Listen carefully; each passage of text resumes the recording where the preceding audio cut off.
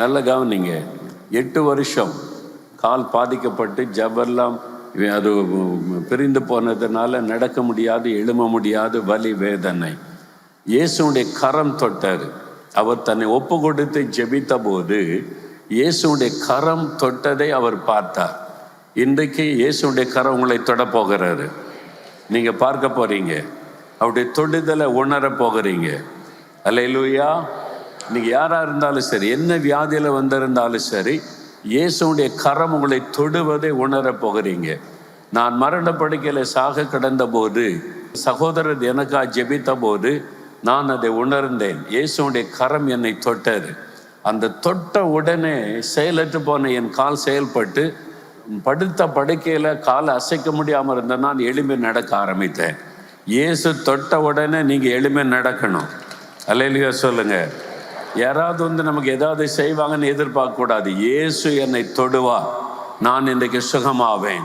இயேசு என்னை தொடுவார், நான் எழும்பி நடப்பேன். இயேசு என்னை தொடுவார், என் வியாதி மறைந்து போகும். அதைத்தான் நீங்க விசுவாசிக்கணும். அவருடைய கரம் இங்கே நீட்டப்பட்டு இருக்கிறது. நீங்க விசுவாசித்து உங்களை அர்ப்பணித்து ஜெபிக்கும் போது அவர் அற்புதமான சுகத்தை தருவார். சரி, இப்பொழுது ஒரு பல்லவியை பாடிட்டு ஒரே ஒரு வேத பகுதியை சுருக்கமாக நம்ம தியானிச்சுட்டு இன்னைக்கு அதிக நேரம் ஜெபிக்க போகிறோம். ஒவ்வொரு காரியம் ஆண்டவர் என்னென்ன காரியத்திற்கு ஜெபிக்கணும் என்று ஆண்டவர் தெளிவாக சொல்லி இருக்கிறார். ஒவ்வொன்றாக நம்ம ஜெபிக்க போகிறோம். நான் விசுவாசிக்கிறேன், இன்னைக்கு வந்திருக்கிற அத்தனை பேருக்கும் இயேசு அற்புதம் செய்ய போகிறார். இயேசு உலகத்தில் உலாவின நாட்களில் ஒருவரை கூட உன்னை சுகமாக்க முடியாது, நீ போயிட்டு பிறகு வா அப்படின்லாம் சொல்லவே இல்லை. அவரை தேடி வந்த அத்தனை பேருக்கும் இயேசு சுகம் கொடுத்தார். உங்களுக்கு என்ன வியாதியாக இருக்கலாம், கேன்சராக இருக்கலாம், இயேசு சுகம் தருவார். ஆஸ்துமா வியாதியாக இருக்கலாம், சுகம் தருவார்.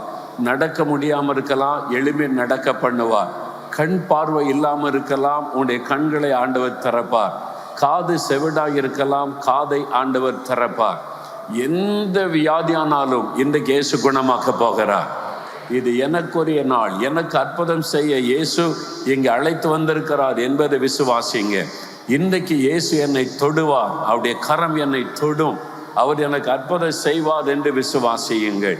கட்டாயம் அற்புதத்தை நீங்க பெற்றுக்கொள்ளுவீங்க. இயேசு கிறிஸ்துவுடைய ரத்தம் சகல பாவங்களை நீக்கி சுத்திகரிக்கும். அவர் சிலுவையில் சிந்தின ரத்தம் சாபத்தினுடைய கட்டுகளை அறுத்துவிடும். அந்த இரத்தத்தின் வல்லமைக்கு பிசாசு நடுங்கும். அந்த சிலர் பலவீனப்படுத்துகிற ஆவியினால பாதிக்கப்பட்டிருக்கிறீங்க. சரீரத்தில் சில நோய்கள் பிசாசினால் உண்டாகிறது. அசுத்த ஆவியினால பிசாசினால் உண்டாகிற வியாதி, அந்த வியாதியினால பாதிக்கப்பட்டு சிலர் வந்திருக்கிறீங்க. அது பலவீனப்படுத்துகிற ஒரு ஆவி. சிலருக்குள்ளே பயத்தை கொண்டு வருகிற ஒரு ஆவி. சிலருக்குள்ளே ஒரு டிப்ரெஷன், மன அழுத்தம், அதை கொண்டு வந்திருக்கிற ஒரு பொல்லாத ஆவி. சிலருக்குள்ள தற்கொலை பண்ணி செத்தெல்லாம் எதுக்கு வாழணும் என்ற எண்ணம், இப்படி போராட்டத்தை கொண்டு வருகிற ஆவி. எந்த ஆவியானாலும் இயேசுடைய ரத்தத்தை சொல்லும் பொழுதே அந்த கிரியைகள் அழிக்கப்படும், விடுதலை உண்டாகும். அதனால ஜெபத்தோடு இருக்க வேண்டும். இந்த கூட்டம் முடியும் வரைக்கும் ஆண்டவர் இயேசுங்க தான் உலாவி கொண்டு உங்களுக்கு அற்புதம் செய்ய போகிறார். அதனால எல்லாரும் கவனமா வசனத்தை கேட்டு ஜெப நேரத்துல கவனமா ஜெபிக்கணும். நீங்க அவசரப்படாதபடி ஆண்டவர் சொல்லுகிறபடி ஜெபம் நடத்தப்படும் போது அதை ஃபாலோ பண்ணணும். ஒவ்வொரு காரியமாக அதுக்காக நீங்க கருத்தா ஜெபித்து கொண்டே இருக்கணும். உங்களுடைய கண்களை மூடி இருதயத்தில் இயேசுவை நோக்கி பாருங்கள். உங்களுடைய எண்ணம் சிதறாமல் இருக்கும்படி கண்களை மூடி இருதயத்தில் இயேசுவை நினைத்து, இயேசுவே உம்மை நான் தேடி வந்திருக்கிறேன், இயேசுவே உங்களுடைய பாதபடியில் நான் வந்திருக்கிறேன், இயேசுவே என்னை நீ தொட வேண்டும், உம்முடைய கரம் என்னை தொட வேண்டும், இயேசுவே என்னை சுகமாக்கும், இயேசுவே எனக்கு விடுதலை தாரும், இயேசுவே எனக்கு சமாதானம் தாரும், இயேசுவே எனக்கு அற்புதம் செய்யும். இயேசு இயேசு இயேசு, அந்த பெயரை சொல்லுங்க. யார் யார் இந்த பெயரை சொல்லுவீர்களோ இப்பொழுதே அவருடைய வல்லமை இறங்கி கொண்டு இருக்கிறாரு. அவருடைய பிரசன்னம் பலமாக வெளிப்பட்டு கொண்டு இருக்கிறாரு. இயேசுவின் பெயரை சொல்லுகிற ஒவ்வொருவரையும் ஆண்டவருடைய வல்லமை தொட ஆரம்பித்து விட்டாரு. இப்பொழுதே தொட ஆரம்பித்து விட்டாரு. இயேசு இயேசு இயேசுவே சொல்ல சொல்ல அவருடைய வல்லமை தொட ஆரம்பித்து விட்டாரு. இப்பொழுதே விடுதலை ஆரம்பித்து விட்டாரு. சுகம் ஆரம்பித்து விட்டாரு. இயேசுடைய வல்லமை இறங்க இறங்க அசுத்த ஆவியால் இருக்க முடியவில்லை, பொல்லாத ஆவியினால் இருக்க முடியவில்லை. சிலரை தாக்கி இருக்கிற பில்லி சுனிய வல்லமைகள், மந்திர கிரியைகள், அதிலே கிரியை செய்கிற ஆவிகள் இருக்க முடியவில்லை.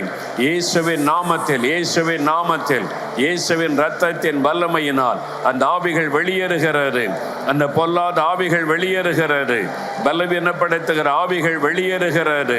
இயேசுவேன்னு சொல்லுங்க. இயேசுவே என்னை தொடும், இயேசுவே என்னை தொடும். ஆண்டவருடைய வல்லமை பலமாய் வெளிப்பட்டு கொண்டு இருக்கிறாரு. இயேசுவே இயேசுவே தொடும், இயேசுவே தொடும். இப்பொழுதே அற்புதம் நடக்க ஆரம்பித்து விட்டாரு. இப்பொழுதே சுகமளிக்கிற வல்லமை பலமாய் வெளிப்பட ஆரம்பித்து விட்டாரு. பொல்லாத ஆவிகள் வெளியேற ஆரம்பித்து விட்டாரு. I rebuke every evil power in the mighty name of Jesus. இயேசுவின் நாமத்தில் பொல்லாத ஆவிகளை நான் கடிந்து கொள்ளுகிறேன். பலவீனப்படுத்துகிற ஆவிகளை இயேசுவின் நாமத்தில் கடிந்து கொள்ளுகிறேன். இயேசுவின் நாமத்தில் பயத்தின் ஆவிகளை கடிந்து கொள்ளுகிறேன்.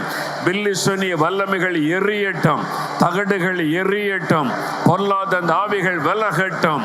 இயேசுவின் நாமத்தில் இந்த கட்டுகள் அறுக்கப்படுகிறது, அறுக்கப்படுகிறது.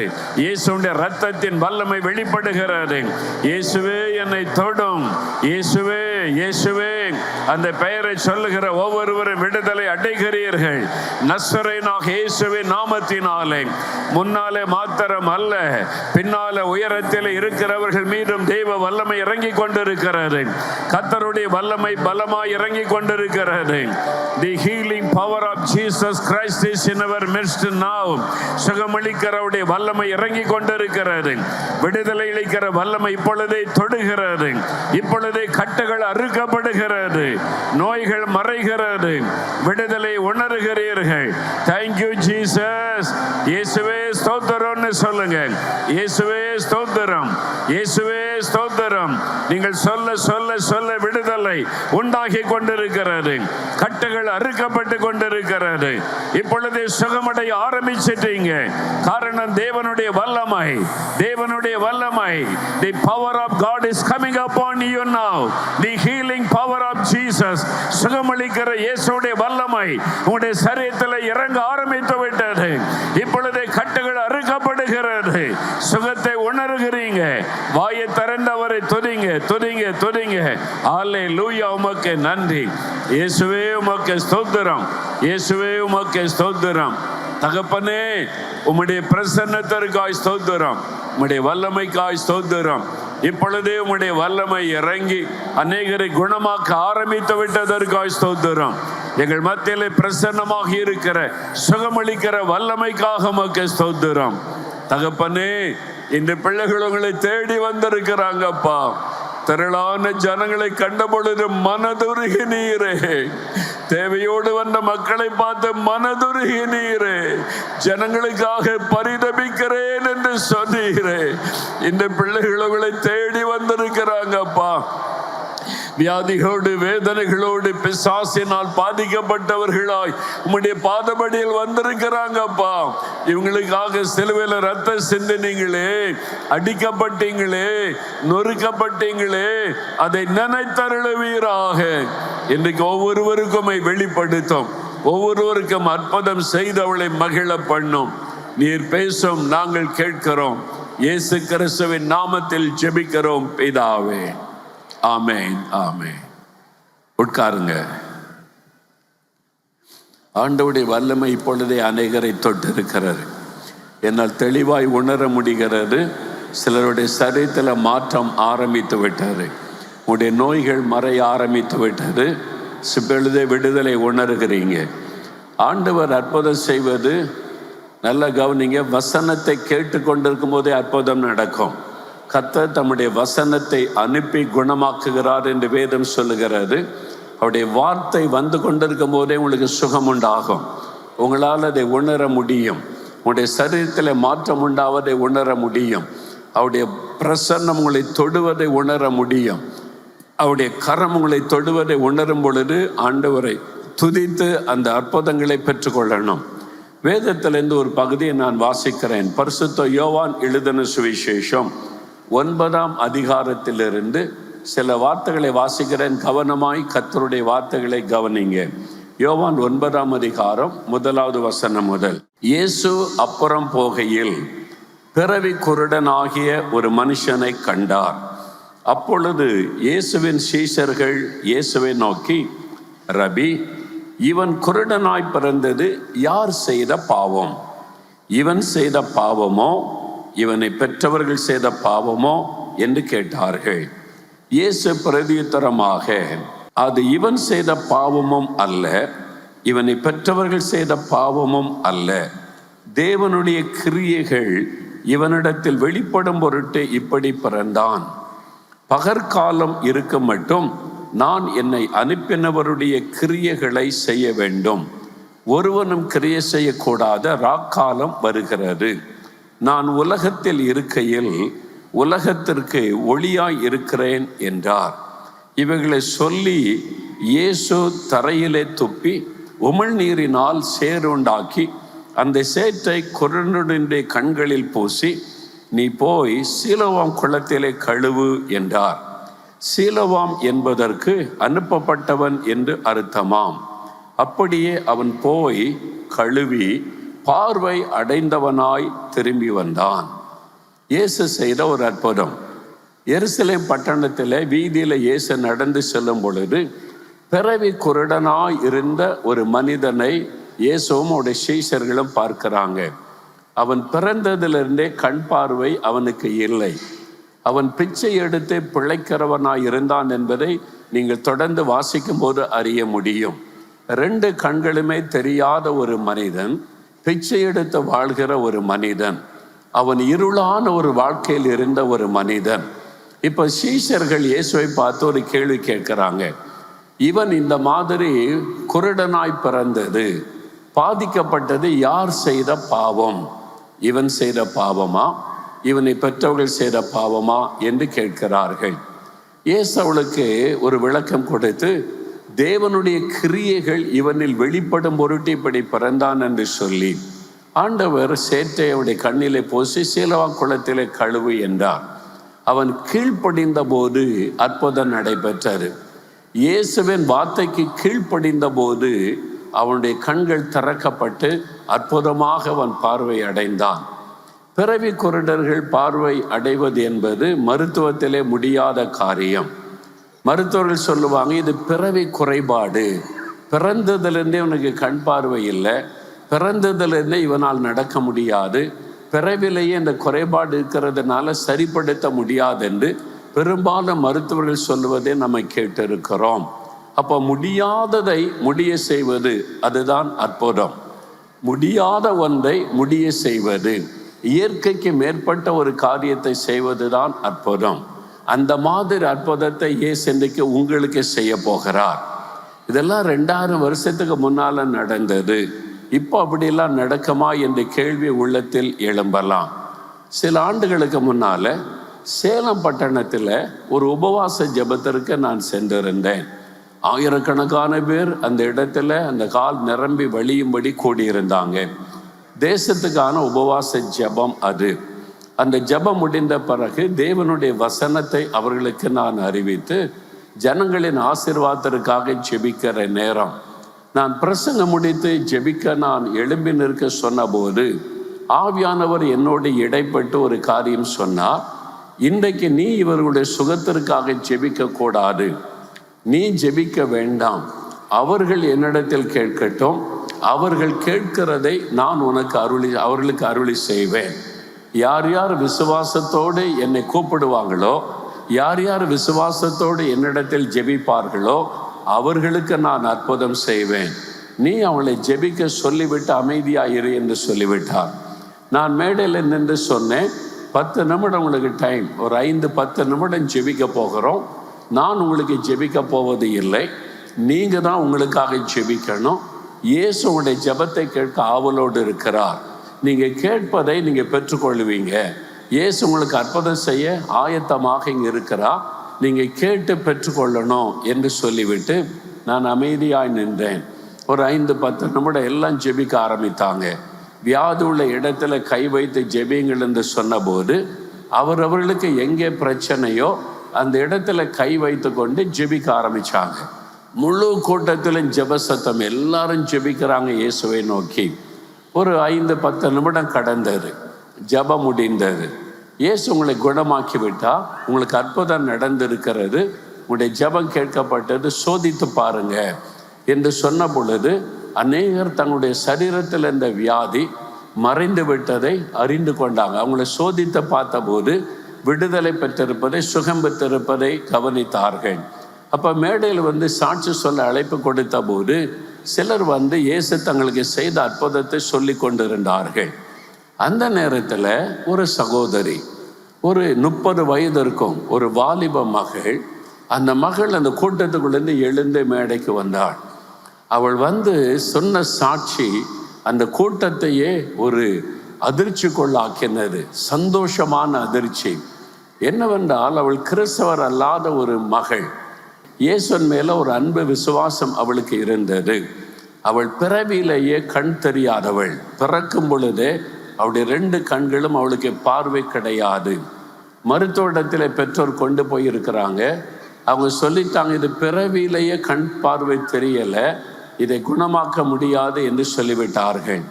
அதனால் கண் தெரியாதவர்கள் படிக்கிற பாடசாலையில் தான் அந்த மகள் படித்து MA படிப்பு வரைக்கும் படித்து முடித்திருக்கிறாள். என்னால் கண் தெரியாத பள்ளியிலே படித்து அவ்வளோ தூரம் முடித்து விட்டாள். அவள் இந்த குருடர்கள் பயன்படுத்துகிற கம்பை வைத்து கொண்டு தான் அதை தட்டி தட்டி நடந்து தான் பஸ்ஸில் போவது, எங்கு வேண்டுமானாலும் போவது. அவள் இயேசுவை நேசித்ததுனால இந்த கூட்டத்தை பற்றி அறிந்து கூட்டத்துக்குள்ளே அமர்ந்திருந்திருக்கிறாள். வசனத்தை கேட்டபோது அவளுக்குள்ள ஒரு விசுவாசம் உண்டானது. ஜெப நேரத்தில் நீங்களே ஜெபம் பண்ணுங்கள் என்று சொன்ன பொழுது அவள் தன்னுடைய 2 கண்களிலும் கை வைத்து இயேசுவை நோக்கி ஜெபம் பண்ணினாள். பாருங்க, தன்னுடைய கண்களிலே கை வைத்து கொண்டு இயேசுவை நோக்கி ஜெபம் பண்ணினாள். மருத்துவர்கள் சொல்லிட்டாங்க, பிறவி குருடை சரிப்படுத்த முடியாது, பிறந்ததுலேருந்து 30 வயது வரைக்கும் கண் பார்வை கிடையாது. இப்போ அவளுக்குள்ள ஒரு விசுவாசம், இயேசு 2000 ஆண்டுகளுக்கு முன்பாக அற்புதம் செய்தவரானால் அவர் என்றைக்கு மாறாதவர். அப்போ எனக்கு இன்றைக்கு அற்புதம் செய்ய முடியும் என்ற விசுவாசத்தோட தன் கண்களில் கை வைத்து ஜெபம் பண்ணினாள். அவள் ஜெபம் பண்ணி முடித்து தன் கைகளை எடுத்த பொழுது 2 கண்களிலும் பார்வை வந்திருந்தது. அல்லேலூயா. அவள் மேடைக்கு எல்லாருக்கும் மத்தியில் சந்தோஷமா அவள் கூட்டத்தை பார்க்கிறாள். இதான் ஃபர்ஸ்டா உலகத்தையே அவள் பார்க்கிறாள். அவளுடைய முகத்தில் இருந்த சந்தோஷம், அவ்வளோ பெரிய மகிழ்ச்சி, எல்லாத்தையும் பார்க்குறாள். இன்றைக்கு தான் முதல் உலகத்தை நான் பார்க்குறேன். இயேசு எனக்கு கண்ணை திறந்து விட்டார். பிறவி குருடர்களை குணமாக்குற வல்லமை இன்றைக்கும் இயேசு அந்த அற்புதம் செய்கிறார். என்றால் இயேசு கிறிஸ்து நேற்றும் இன்றும் என்றும் மாறாதவர். அவருடைய வல்லமை மாறி போகவில்லை. பாருங்க, அவருடைய விசுவாசம். அவளுக்காக நான் கை வைத்தெல்லாம் ஜெபிக்கலை. இப்படி ஒரு மகள் வந்திருக்கிறாள் என்பதே எனக்கு தெரியாது. அவள் இயேசுவை நோக்கி கூப்பிட்டாள். ஆண்டவருடைய கரம் அவளை தொட்டது. இன்றைக்கு இயேசு உங்களுடைய ஜெபத்தை கேட்டு அற்புதம் செய்ய போகிறார். நீங்கள் அவரிடத்தில் இந்த அற்புதத்தை பெற்றுக்கொள்ள போகிறீங்க. நீங்களும் இன்றைக்கு விசுவாசித்தால் இயற்கைக்கு மேற்பட்ட விதத்தில் இயேசு உங்களுக்கு அற்புதம் செய்வார். ஒரு எதிர்பார்ப்போடு நீங்கள் ஜெபிக்கணும், விசுவாசத்தோடு நீங்கள் ஜெபிக்கணும். வியாதியஸ்தரை அழைச்சிக்கிட்டு வந்தவங்க நீங்கள் விசுவாசத்தோடு அவர்களுக்காக கருத்தாக ஜெபிக்கணும். ஜெபிக்கும் பொழுது அவருடைய வல்லமையை உணர முடியும், அவருடைய தொடுதலை உணர முடியும், மாற்றம் உண்டாவதை உங்களால் உணர முடியும். உடனே உங்களுடைய விசுவாசத்தை வெளிப்படுத்தும்படி ஆண்டவரை துதிக்க வேண்டும். சரி, இந்த மனிதனுக்கு அற்புதமாய் கண் பார்வை ஆண்டவர் கொடுத்தார். இந்த அற்புதத்திலிருந்து ஒரு 3 காரியத்தை நம்ம விளங்கி கொள்ள முடிகிறது.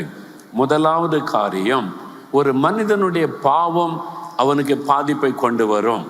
அதனால தான் சீஷர்கள் கேட்டார்கள், இவன் குருடனாய் பிறந்தது யார் செய்த பாவம்? சில சமயம் நம்முடைய உள்ளத்தில் கேள்வி எழும்பும், யார் செய்த பாவமோ? என் குடும்பத்தில் நான் இந்த மாதிரி கஷ்டப்படுகிறேன், எங்கள் முன்னோர் செய்த பாவமோ, அப்பா அம்மா செய்த பாவமோ, யார் செய்த பாவமோ நான் வேதனைப்படுகிறேன்னு சொல்லுவாங்க. ஆனால் வசனம் சொல்லுகிறது, இவன் செய்கிற பாவமா என்று சீஷர்கள் கேட்கிறார்கள். ஏன் அப்படி கேட்டார்கள்? ஒரு மனிதனுடைய பாவம் அவனுக்கு பாதிப்பை கொண்டு வரும். ஒரு மனிதனுடைய பாவம் அவனுடைய சமாதானத்தை கெடுத்து விடும். ஒரு மனிதனுடைய பாவம் அவனுடைய நிம்மதியை குலைத்து விடும். ஒரு மனிதனுடைய பாவம் சரீரத்தில் வியாதியை கொண்டு வரும். ஒரு மனிதனுடைய பாவத்தினால் பாதிப்பு உண்டாகும். இதான் வேத வசனம் சொல்லுகிற சத்தியம். அதனால தான் சீஷர்கள் அந்த கேள்வியை கேட்டார்கள். மத்தேயு 9ஆம் அதிகாரத்தில் நீங்கள் முதல் சில வசனத்தை வாசிக்கும் போது இயேசு கிறிஸ்துவனிடத்தில் ஒரு திமிர்வாதக்காரனை கொண்டு வருகிறார்கள். அவனால் கை கால்களை பயன்படுத்த முடியாது. படுக்கையோடு கொண்டு வந்து இயேசுவுக்கு முன்னால் வைக்கிறாங்க. கையையும் பயன்படுத்த முடியாது, கால்களையும் பயன்படுத்த முடியாது. திமிர்வாதத்தினால், முடக்குவாதத்தினால் அப்படி பாதிக்கப்பட்ட ஒரு மனிதன். அவனை கொண்டு வந்து இயேசுவுக்கு முன்னால் வைக்கிறாங்க. இயேசு அவனை குணமாக்க போகிறார், எழும்பி நடக்க சொல்லுவார் என்று தான் எல்லாரும் கவனிக்கிறாங்க. இயேசு சொன்னார், அவனை நடக்க சொல்லி அந்த திமிர்வாத வியாதியஸ்தனை குணமாக்கினார். அந்த அற்புதம் தான் எழுதப்பட்டிருக்கிறது. நடக்க முடியாதவனை ஆண்டவர் நடக்கும்படிக்கு செய்தார். கைகளை செயல்படுத்த முடியாதவனை கைகளை செயல்பட வைத்தார். அற்புதமான ஒரு சுகம் விடுதலையை ஆண்டவர் கொடுத்த சம்பவம் தான் எழுதப்பட்டிருக்கிறது. ஆனால் ஆண்டவர் அவனை எழும்பி நடக்க சொல்லுவதற்கு முன்னால ஒரு வார்த்தை சொல்லுகிறார். ஓகே, கவனிங்க. உதவி செஞ்சிட்டீங்க, வசனத்தை அவங்க கேட்காம விடுதலை பெற முடியாது. உதவி செய்யுங்க, அவ்வளோதான். வசனத்தை கேட்கணும். கர்த்தருடைய வார்த்தை தான் அற்புதத்தை கொண்டு வரும். நான் அற்புதம்லாம் செய்ய முடியாது, ஏமாந்து போயிடுவீங்க. வசனம், இயேசு, அதில் கவனம் செலுத்தணும். அதை சிதற விடக்கூடாது. நீங்கள் எங்கே இருந்தாலும் நடக்கக்கூடாது. அமைதியாக வசனத்தை கவனித்து தேவ பிரசன்னத்தை உணரணும். அவரால் தான் அற்புதம் செய்ய முடியும். எப்படி அற்புதம் பெறுவது என்பதைத்தான் நான் உங்களுக்கு சொல்லி கொண்டு இருக்கிறேன். என்ன, இயேசு எங்கே தான் இருக்கிறார். அவர் அற்புதம் செய்ய ஆயத்தமாக இருக்கிறார். நீங்கள் ஆயத்தம் இல்லாட்டா அவர் அற்புதம் செய்ய முடியாமல் போய்விடும், பெற்றுக்கொள்ள முடியாமல் போய்விடும். இப்போ ஆண்டவர் திமிர்வாதக்காரனை பார்த்து சொல்லுகிறார், எளிமை நடக்க சொல்வார்னு எல்லாரும் பார்த்துக்கிட்டு இருக்கிறாங்க. இப்போ ஆண்டவர் நடக்க வச்சிருவாரு, எளிமை நடன்னு சொல்லுவார். என்ன, அந்த அற்புதம்லாம் இயேசு செய்திருக்கிறார், அதெல்லாம் கேள்விப்பட்டு இருக்கிறாங்க. ஆனால் இயேசு அவனை பார்த்து என்ன சொல்லுகிறார், மகனே, உன் பாவங்கள் உனக்கு மன்னிக்கப்பட்டது, நீ திடன்கொள், உன் பாவங்கள் உனக்கு மன்னிக்கப்பட்டதுன்னு சொல்லுகிறார். எல்லாரும் பார்க்குறாங்க, என்னடா இது, இயேசு நடக்க சொல்லுவான்னு பார்த்தா பாவம் மன்னிக்கப்பட்டதுன்னு சொல்லுகிறாரு.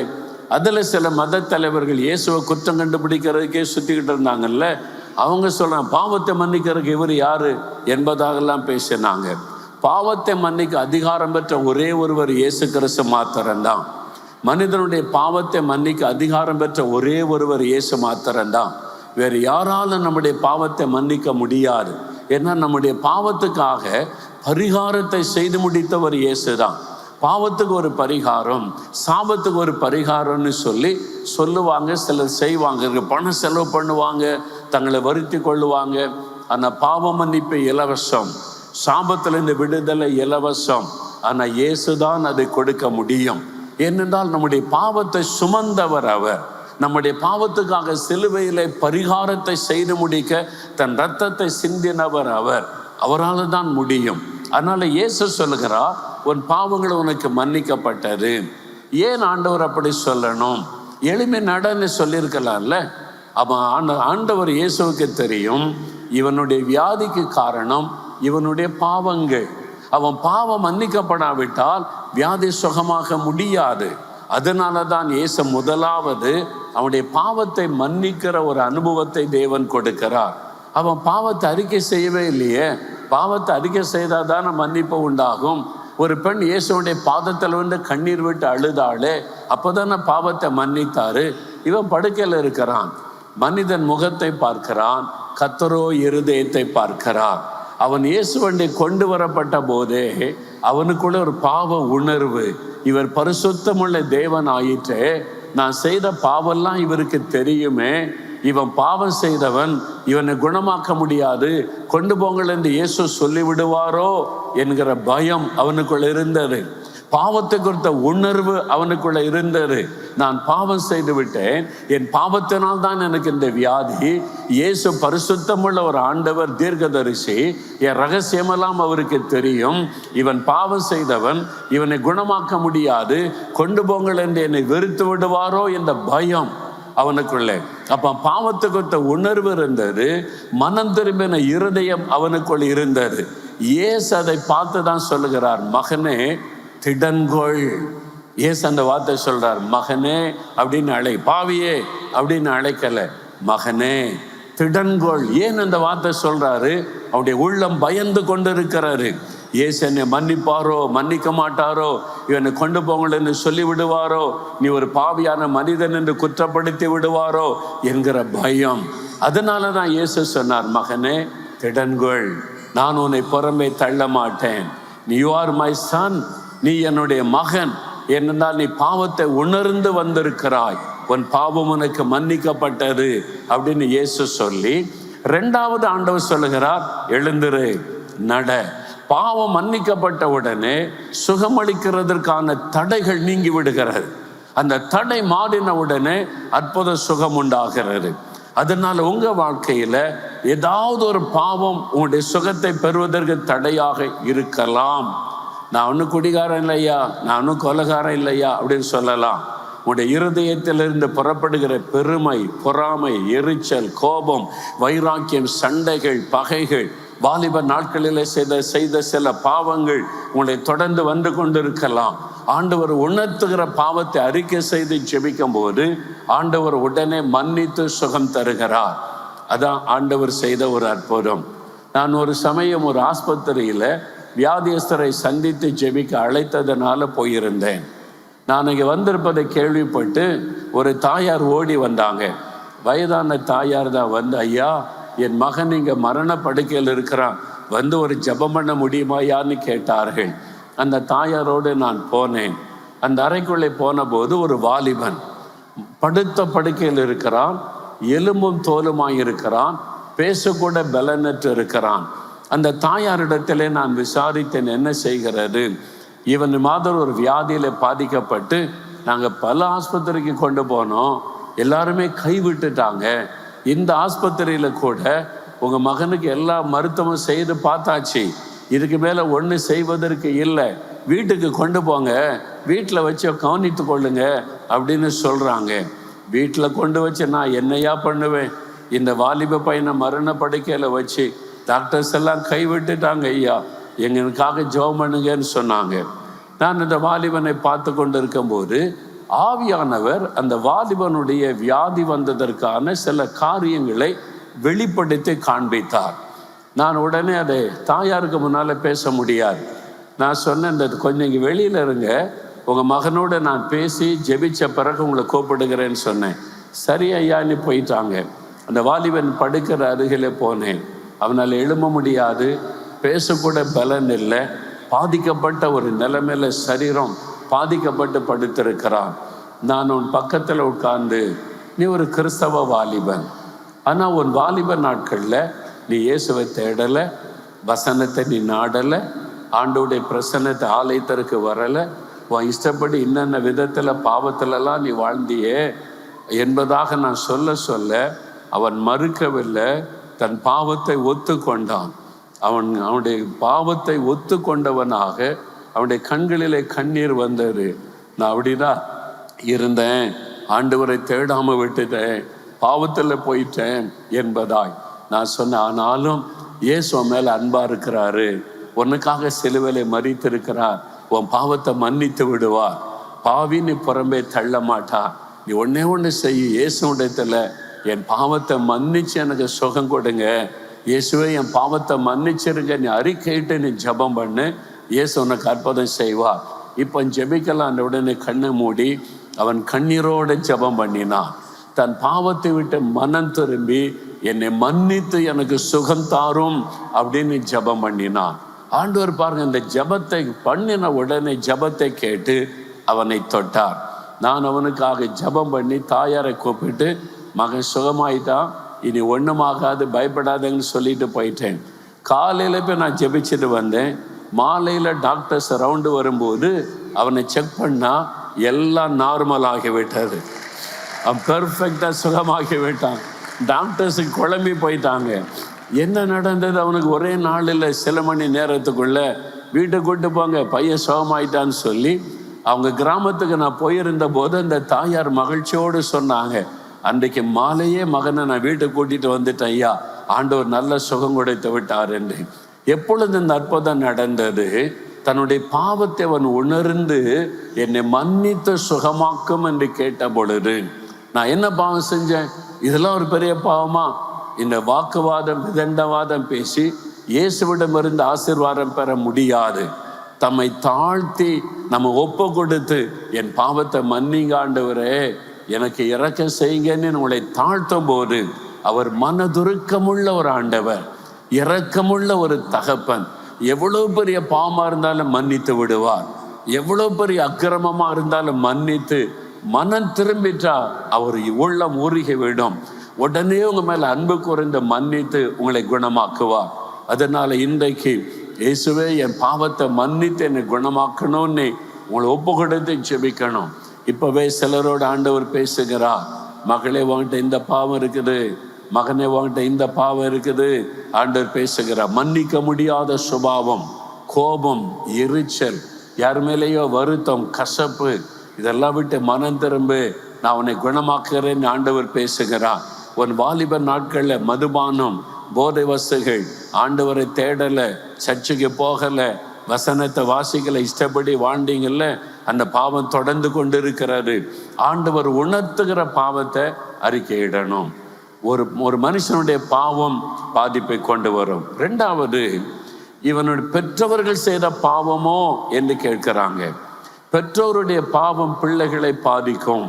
அதனால தான் அந்த கேள்வியை சீஷர்கள் கேட்டாங்க. ஆதாமும் ஏவாளும் செய்த பாவம் அவங்களோட முடிஞ்சு போகலை. அதுக்கு 2 பிள்ளைகள் பிறந்தாங்க. ஒரு மகன் கொலை செய்கிறான். இரத்த வெள்ளத்தில் வாலிபன் மரித்து கிடக்கிறான். ஆபேல் மரித்து கிடக்கிறான். காயின் சாபத்தோடு கூட ஓடி போகிறான். 2 பிள்ளைகளையும் இழந்துட்டாங்க. அப்பதான் ஆதாமும் ஏவாளும் கதறி இருப்பாங்க, ஐயோ எங்க பாவத்தினால என் பிள்ளைகளே பாதிக்கப்பட்டு போயிட்டாங்களே என்பதாக. பெற்றோருடைய பாவம் பிள்ளைகளுக்கு பாதிப்பை உண்டாக்கும். 4 தலைமுறைக்கு நான் விசாரிப்பேன் என்று ஆண்டவர் சொல்லுகிறார். அதனால தான் இந்த கேள்வியை சீஷர்கள் கேட்டாங்க. அப்போ உங்களுடைய பிள்ளைகள் நோய்வாய்ப்பட்டு இருக்கிறாங்கன்னா உங்களுடைய இருதயத்தை சோதித்து பார்க்கணும், உங்களுடைய உள்ளத்தை சோதித்து பார்க்கணும். நான் செய்த பாவம் என் பிள்ளைகளை தொடர்ந்து பாதிப்புக்கு உண்டாகி இருக்கிறதா சோதித்து பார்த்து பெற்றோர் மனம் திரும்பும் போது பிள்ளைகளுக்கு அற்புதமான சுகம் உண்டாகும். நீங்க யோசித்து பாருங்க, உங்களுடைய வாழ்க்கையில இன்றைக்கு இந்த பாதிப்பு வர என்ன காரணம்? உங்களுடைய குடும்பத்துக்குள்ள பிள்ளைகள் பாதிக்கப்பட என்ன காரணம்? அவங்க நோய்வாய்ப்பட்டு கஷ்டப்பட என்ன காரணம்? உங்களுடைய பாவமா இருக்கலாம், அல்லது உங்களுடைய பெற்றோருடைய பாவம் சாபமாய் தொடர்ந்து வந்து கொண்டிருக்கலாம். அதையும் மாற்றக்கூடிய வல்லமை இயேசுவுக்கு உண்டு. கலாத்தியர் 3:13 சொல்லுகிறது, இயேசு சிலுவையிலே நமக்காக சாபமானார். இந்த பரம்பரை சாபம், அதிலிருந்து நம்மை விடுதலையாக்க சிலுவையில இயேசு சாபமானார். இன்னைக்கு டாக்டர் இடத்துல நீங்க ஒரு வியாதின்னு போன உடனே அவங்க உடனே என்ன கேட்குறாங்க? உங்க வீட்டில் உங்க அப்பா அம்மாவுக்கு யாருக்காவது இந்த வியாதி இருந்துச்சா அப்படின்னு கேட்குறாங்க. இது ஜெனரேஷன், இது சந்ததியாய் வருகிற வியாதி அப்படின்னு மருத்துவர்களே இந்த நாட்களில் முதலாவது கேட்பது, உங்கள் குடும்பத்தில் யாருக்கு இந்த வியாதி? உங்களுடைய தாய்க்கா, தகப்பனுக்கோ, தாத்தா பாட்டிக்கு அந்த வியாதி இருக்குதா? பரம்பரையாய் தொடர்ந்து வருகிறது, ஜெனரேஷனாக என்று சொல்லுவாங்க. அது வேதத்தில் ஏற்கனவே எழுதப்பட்டு விட்டாரு. அது சந்ததியாய் தொடர்ந்து வருகிற சாபம். அந்த சாபத்தினால் உண்டாகிற ஒரு வியாதி, சாபத்தினால் உண்டாகிற ஒரு பாதிப்பு என்பதாக வேதம் சொல்லுகிறது. பெற்றோருடைய பாவம் பிள்ளைகளுக்குள்ளே பாதிப்பை கொண்டு வந்து அந்த குடும்பத்தையே கலங்க பண்ணிவிடும். இதை வேதம் தெளிவாய் சொல்லுகிறது. எனக்கு ஒரு குடும்பத்தை தெரியும். அந்த குடும்பத்தில் வேலை செய்து கொண்டு இருந்தாங்க. வேலை செய்தாலும் அவங்க ஊழியமும் செய்து கொண்டு இருந்தாங்க. வேலை செய்து கொண்டே கர்த்தருடைய ஊழியத்தை செய்து கொண்டு இருந்தாங்க. அவர்களுக்கு ஒரே ஒரு வாலிப மகன். அந்த மகனை ரொம்ப நேசித்தாங்க.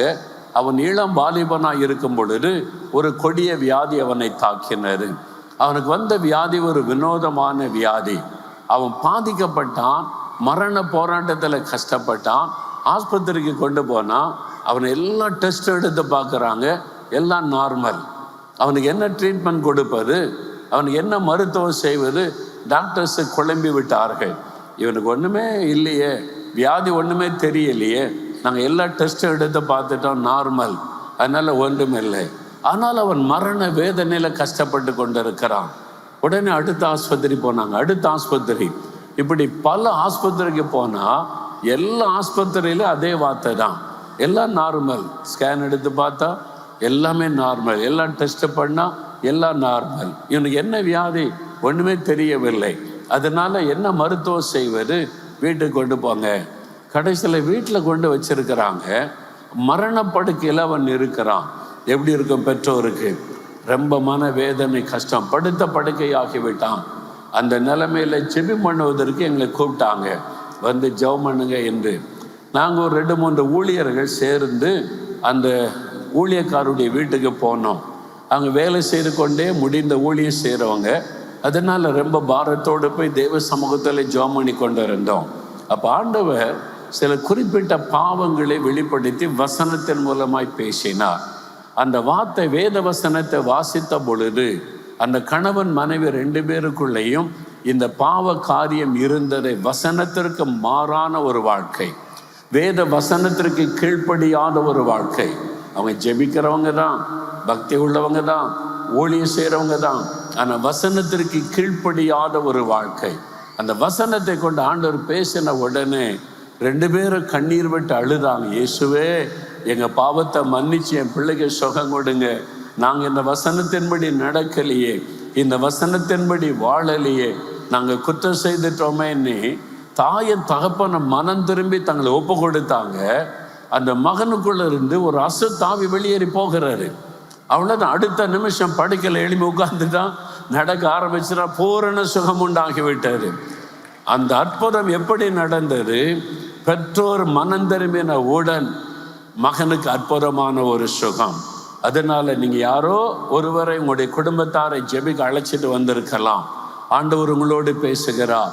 உங்களுடைய வாழ்க்கையில ஏதோ ஒரு பாவ காரியம், வேத வசனத்திற்கு கீழ்ப்படியாத ஒரு சுபாவம் உங்களை ஒப்பு கொடுக்கணும்.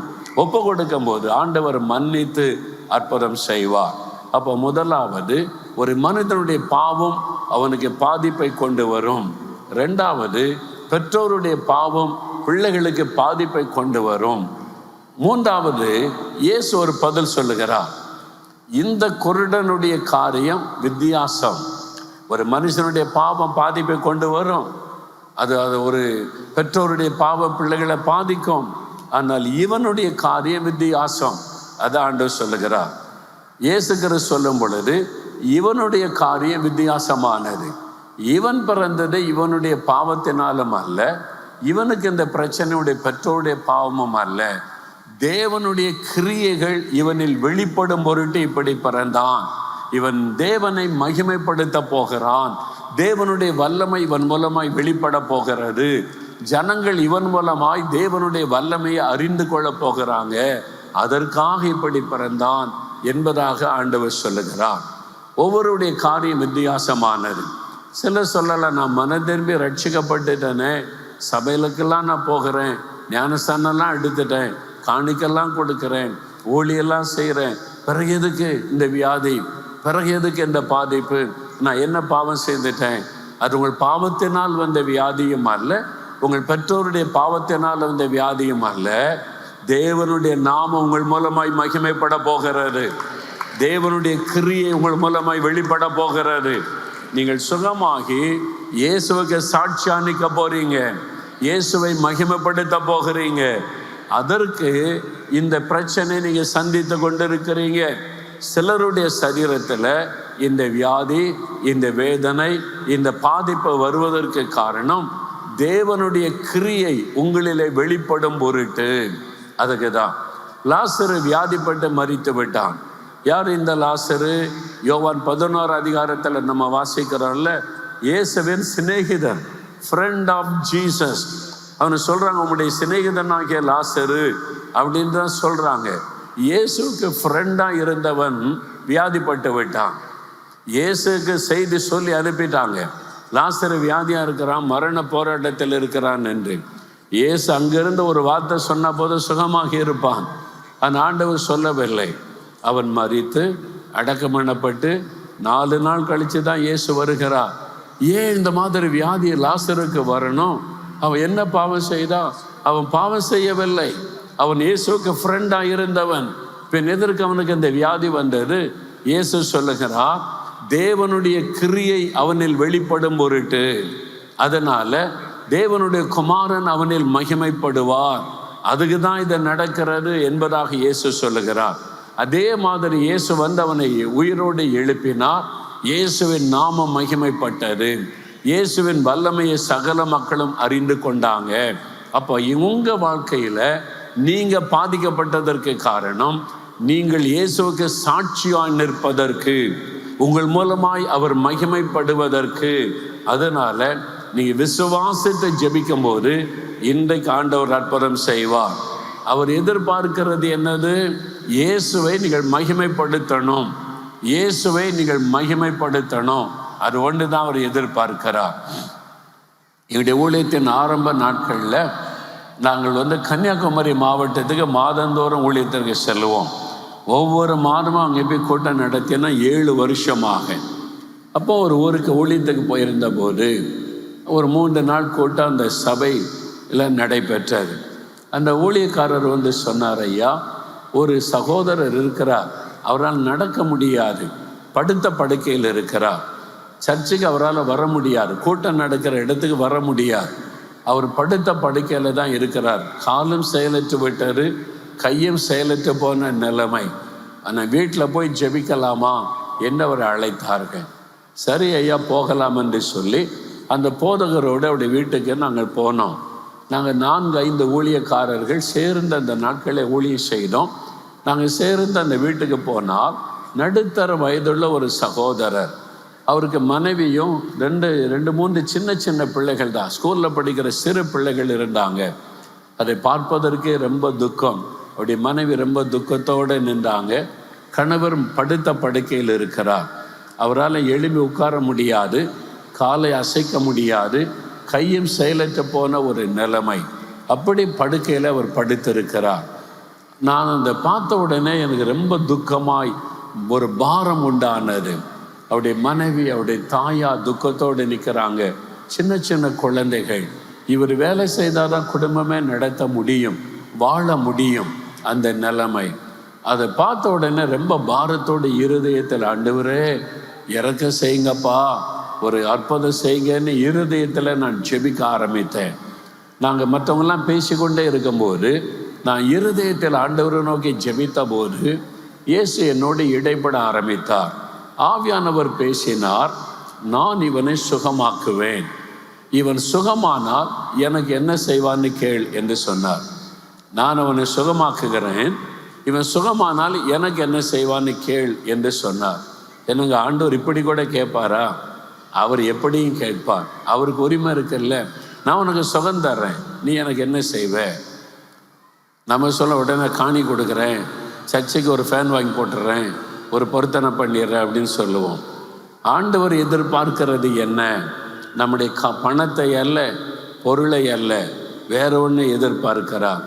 அதனால நான் அந்த சகோதரனை பார்த்து ஜெபம் பண்ண படுக்கை அருகில் வந்தபோது அவரை தூக்கி உட்கார வைக்க சொன்னேன். ஒரு 2-3 நண்பர்கள் பக்கத்து வீட்டுக்காரங்களாம் வந்து அவரை படுக்கையில் தூக்கி உட்கார வைத்து தாங்கி பிடித்து கொண்டாங்க. ஏன்னா அவரால் உட்கார முடியாது, அது மாதிரி தாங்கி அவரை பிடித்து கொண்டாங்க. ஆனால் அவரால் பார்க்க முடியும், பேச முடியும், கை கால்கள் தான் செயலற்று இருக்கிறாரு. நான் ஒரு பக்கத்தில் போனேன். நாங்கள் 3-4 ஊழியர்கள் சேர்ந்து நான் கேட்டேன், பிரதர், இயேசு உங்களை சுகமாக்குவார், அவர் சுகமாக்குனா நீங்கள் அவருக்கு என்ன செய்வீங்க என்று கேட்டேன். அவர் என்ன ஒரு நிமிஷம் அப்படியே பார்த்தார். பார்த்துட்டு, நான் உயிரோடு இருக்கிற நாளெல்லாம் பார்க்குற எல்லாருக்கும் இயேசு செய்த அற்புதத்தை சொல்லுவேன், அவரை மகிமைப்படுத்துவேன்னு சொன்னார். பாருங்க, அவர் சொன்ன பதில் என் உள்ளத்தில் ஒரு பெரிய சந்தோஷத்தை கொண்டு வந்தது. ஆண்டவர் எதிர்பார்க்கிறது அதுதான். நான் உயிரோடு இருக்கிற நாளெல்லாம் நான் பார்க்குற எல்லாருக்கும் இயேசு செய்த அற்புதத்தை சொல்லி இயேசுவை நான் சொல்லுவேன் என்பதாய், அதுதான் அவர் எதிர்பார்க்கிறார். என் உள்ளத்தில் சந்தோஷம் வந்தது. அப்போ இயேசு அற்புதம் செய்வாருன்னு நாங்கள் சேர்ந்து அவர் மேலே கை வைத்து இயேசு கிறிஸ்துவின் நாமத்தில் சுகமுண்டாகட்டும் நடங்கன்னு சொல்லி தூக்கி விட்டோம். நடக்க ஆரம்பிச்சிட்டார். உடனே நடந்து வீட்டுக்கு வெளியில் வந்து ரோட்லலாம் நடக்கிறார். அந்த தெருவில் இருக்கிறவங்கெல்லாம் பார்க்குறாங்க, என்ன படுக்கையில் இந்த ஆள் நடக்கிறான்னு கையை வீசி நடக்கிறார். சாயங்காலமே அன்றைக்கு ஆலயத்தில் கூட்டத்தில் வந்து எல்லாருக்கும் மத்தியில் சாட்சி சொன்னார். அவருடைய மனைவி சொன்னாங்க, சமீபத்தில் அவர் இறந்து விட்டார் வயதான நிலைமையில். ஏன்னா இது 80களில் நடந்தது. அவருடைய மனைவி சொன்னாங்க, ஐயா அன்றைக்கு என் கணவர் ஒப்பு கொடுத்த மாதிரி சாகும் வரைக்கும் பார்க்கிற எல்லாருக்கும் இயேசு செய்த அற்புதத்தை சொல்லி இயேசை பற்றி சொல்லிக்கொண்டே வந்தார் என்பதாய். அப்போ ஆண்டவர் எதிர்பார்க்கிற காரியம் என்ன? அவரை மகிமைப்படுத்தணும், அவரை உயர்த்தணும். இயேசு எனக்கு அற்புதம் செய்தார் என்று அவரை மேன்மைப்படுத்தணும். அதுதான் ஆண்டவர் எதிர்பார்க்கிறார். ஆண்டவர் அற்புதம் செய்துட்டா கோப்படாமலே வரணும். வந்து இயேசு எனக்கு குணமாக்கிட்டார், அற்புதம் நடந்துட்டுன்னு சொல்லணும். சிலர் பாருங்க, இயேசு அற்புதம் செய்திருப்பார், கூப்பிட்டா வர மாட்டாங்க. திரும்ப திரும்ப திரும்ப கூப்பிட்டு 10 நிமிஷம் கழிச்சு மெதுவாக மேடைக்கு வருவாங்க. என்ன நடந்ததுன்னு கேட்டால், என் வயிற்றில் இவ்வளோ பெரிய கட்டி கேன்சராக இருக்கும்னு டாக்டர் சொன்னாங்க, இப்போ ஜெபிக்கும் போது மறைஞ்சு போயிட்டு. எவ்வளோ பெரிய அற்புதம்! அதை சொல்கிறதுக்கு வெட்கம், அதை சொல்றதற்கு வருவதற்கு தயக்கம். எவ்வளோ பெரிய அற்புதத்தை இயேசு செய்திருக்கிறார், ஏன் அவரை மகிமைப்படுத்தக்கூடாது? நிறைய பேர் அப்படிதான். ஆண்டவர் பலத்த அற்புதங்களை செய்தாலும் அவங்க வந்து இயேசுவை மகிமைப்படுத்துவதற்கு மனமில்லாமல் வெட்கமா இருக்கு, பயமா இருக்குன்னு சொல்லுவார். இயேசு செய்த அற்புதத்தை நீங்கள் மற்றவங்களுக்கு சொல்லணும். நீங்கள் போய் பக்கத்து வீட்டில், எதிர் வீட்டில், உங்கள் கிராமத்தில், உங்கள் பட்டணத்தில், உங்கள் தெருவில் கூட வேலை பார்க்குறவங்களுக்கு, நான் அந்த கூட்டத்துக்கு போனேன், இயேசு அற்புதம் செய்துட்டார் அப்படின்னு.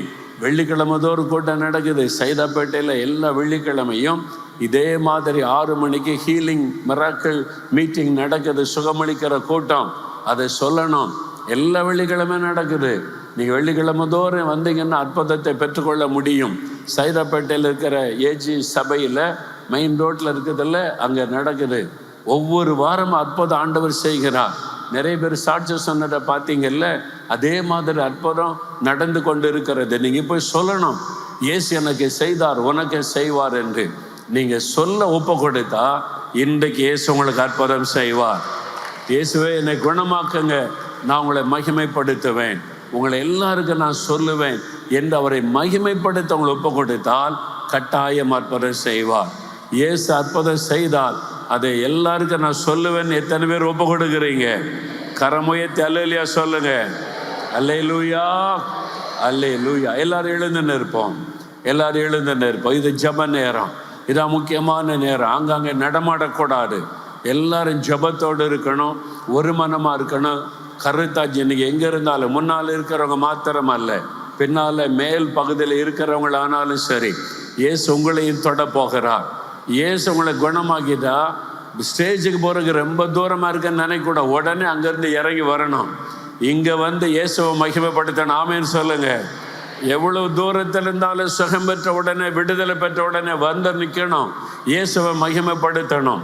இப்போ ஜெப நேரம், எல்லாம் எழுந்து நில்லுங்க. நடக்க முடியாதவங்களை கூட்டி கொண்டு வந்துடுங்க, பக்கத்தில் நின்று கொள்ளுங்க. நீங்கள் அவங்க மேலே கை வைத்து ஜெபிக்கணும். நடக்க முடியாதுன்னு கூட்டிகிட்டு வந்தவங்க பக்கத்தில் நில்லுங்க. நீங்கள் அவங்களுக்காக உத்தரவாதம் பண்ணி ஜெபிக்கணும். ஆண்டவரே, என் கணவருக்காக நான் ஜெபிக்கிறேன், எங்கள் அப்பாவுக்காக நான் ஜெபிக்கணும், உத்தரவாதம் பண்ணி ஜெபிக்கணும். யாரும் வேடிக்கை பார்க்கக்கூடாது. ஏதாவது மாய மந்திரம் நடக்கலாம் நினைக்காதங்க. இங்கே மாயமும் கிடையாது, மந்திரமும் கிடையாது. இயேசு என்கிற அற்புதமான ஒரு ஆண்டவர், அவர் இங்கே உலாவி கொண்டிருக்கிறார். அவர் தான் அற்புதங்களை செய்ய போகிறார். அவரை நீங்கள் விசுவாசித்தால் அற்புதம் நடக்கும். அல்லேலூயா. எல்லாரும் ஜெபிக்கணும். நீங்கள் எங்கே இருந்தாலும் சரி, எவ்வளோ தூரத்தில் இருந்தாலும் சரி, ஒவ்வொருவருக்கு இன்னைக்கு இயேசு அற்புதம் செய்ய போகிறார். நீங்கள் விசுவாசிங்க. இன்றைக்கு இயேசு எனக்கு அற்புதம் செய்ய போகிறார், எனக்கு ஒரு விடுதலை தர போகிறார், என் வியாதியை மாற்ற போகிறார், எனக்கு ஒரு அற்புதம் நடக்க போகிறது. விசுவாசிங்க. அவர் இங்கே தான் உங்கள் பக்கத்தில் தான் நின்று கொண்டு இருக்கிறார். அவர் உங்களுக்கு ரொம்ப அருகிலே நின்று கொண்டிருக்கிறார். யாருக்கும் தூரமானவர் அல்ல. நீங்க பின்னால் இருக்கிறவங்க இயேசு ஸ்டேஜில் தான் இருக்கிறாரு அப்படின்னு நினைக்காருங்க. இங்கும் அவர் இருக்கிறார், உங்க பக்கத்திலையும் அவர் நின்று கொண்டிருக்கிறார். எவ்வளவு தூரத்தில் இருந்தாலும் இயேசு உங்க பக்கத்தில் நின்று கொண்டிருக்கிறார். அவர் இந்த எல்லை முழுவதில் வியாபித்திருக்கிறவர். அவருடைய கரம் நீட்டப்பட்டு விட்டது. அவருடைய கரம் நீட்டப்பட்டு விட்டது. இயேசுவால் எப்படி அற்புதம் செய்ய முடிகிறது? நல்ல கவனிங்க. ஒரு 2 நிமிடம் முக்கியமான காரியம். இயேசுவால் எப்படி இந்த அற்புதம் செய்ய முடிகிறது? முதலாவது 1 பேதுரு 2:24 சொல்லுகிறாரு, நாம் பாவத்திற்கு செத்து நீதிக்கு பிழைக்கும்படி இயேசு கிறிஸ்து தாமே நம்முடைய பாவங்களை தன்னுடைய சரீரத்தில் சிலுவையின் மீது சுமந்தார். இயேசு ஒரு பார சிலுவை சுமந்து கொண்டு போனார் இல்ல, அவர் மீது ஒரு சிலுவை வைத்து இழுத்து கொண்டு போய் சிலுவையில் அடித்தாங்கல்ல, அந்த சிலுவையில நம்முடைய பாவங்களை சுமந்தார். தன் மீது நம்முடைய பாவங்களை ஏற்றுக்கொண்டார். நம்முடைய அக்கிரமங்கள், மீறுதல்கள், பாவங்கள் எவ்வளவு கொடிதாக இருந்தாலும் இயேசு நம்முடைய பாவங்களை ஏற்றுக்கொண்டு சிலுவையில் ரத்தம் சிந்தினார். இயேசு கிறிஸ்துவின் ரத்தம் சகல பாவங்களை நீக்கி சுத்திகரிக்கும். இயேசுவே என் பாவத்தை மன்னின்னு சொல்லும் பொழுது கண்ணுக்கு தெரியாத ஒரு அற்புதம் நடக்கும். அது என்னவென்றால் இயேசுடைய ரத்தமுடைய இருதயத்தை கழுவி விடும். அந்த வாலிப தம்பி சொன்ன மாதிரி ஒரு பெரிய சந்தோஷம் உள்ளத்துல வரும். அது ரட்சிப்பின் சந்தோஷம், அது பாவ மன்னிப்பின் சந்தோஷம். இயேசு உள்ளத்துல வரும்போது தான் அந்த சந்தோஷம் உண்டாகும். அவருடைய ரத்தம் உங்களை கழுவி அவர் உங்களுடைய இருதயத்தில் வந்து வாசம் பண்ணுவா. அதற்கு முதலாவது ஜெபிக்கணும். 2வது மத்தேயு 8:17 சொல்லுகிறாரு, இயேசு கிறிஸ்து தாமே நம்முடைய பலவீனங்களை ஏற்றுக்கொண்டு நம்முடைய நோய்களை சிலுவையிலே சுமந்தார். அவருடைய தழும்புகளால் குணமாகிறோம். உங்களுடைய நோய்கள், உங்களுடைய வலிகள், உங்களுடைய வேதனைகள், பலவீனங்களை இயேசு சிலுவையிலே சுமந்து விட்டார். எதற்காக சிலுவையில வியாதியை சுமக்கணும்? நம்மை குணமாக்க, உங்களை குணமாக்க. உங்கள் வியாதியை சிலுவையில இயேசு சுமந்து விட்டார். உங்களுடைய கேன்சர் வியாதியை சுமந்து விட்டார். ஆஸ்துமா வியாதியை இயேசு சிலுவையில சுமந்து விட்டார். உங்களுடைய சரீர பலவீனங்கள், வலிகள், வேதனைகளை சிலுவையில சுமந்து விட்டார்.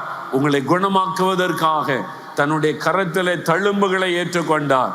அவருடைய தழும்புள்ள கரம்தான் உங்களை தொட போகிறாரு.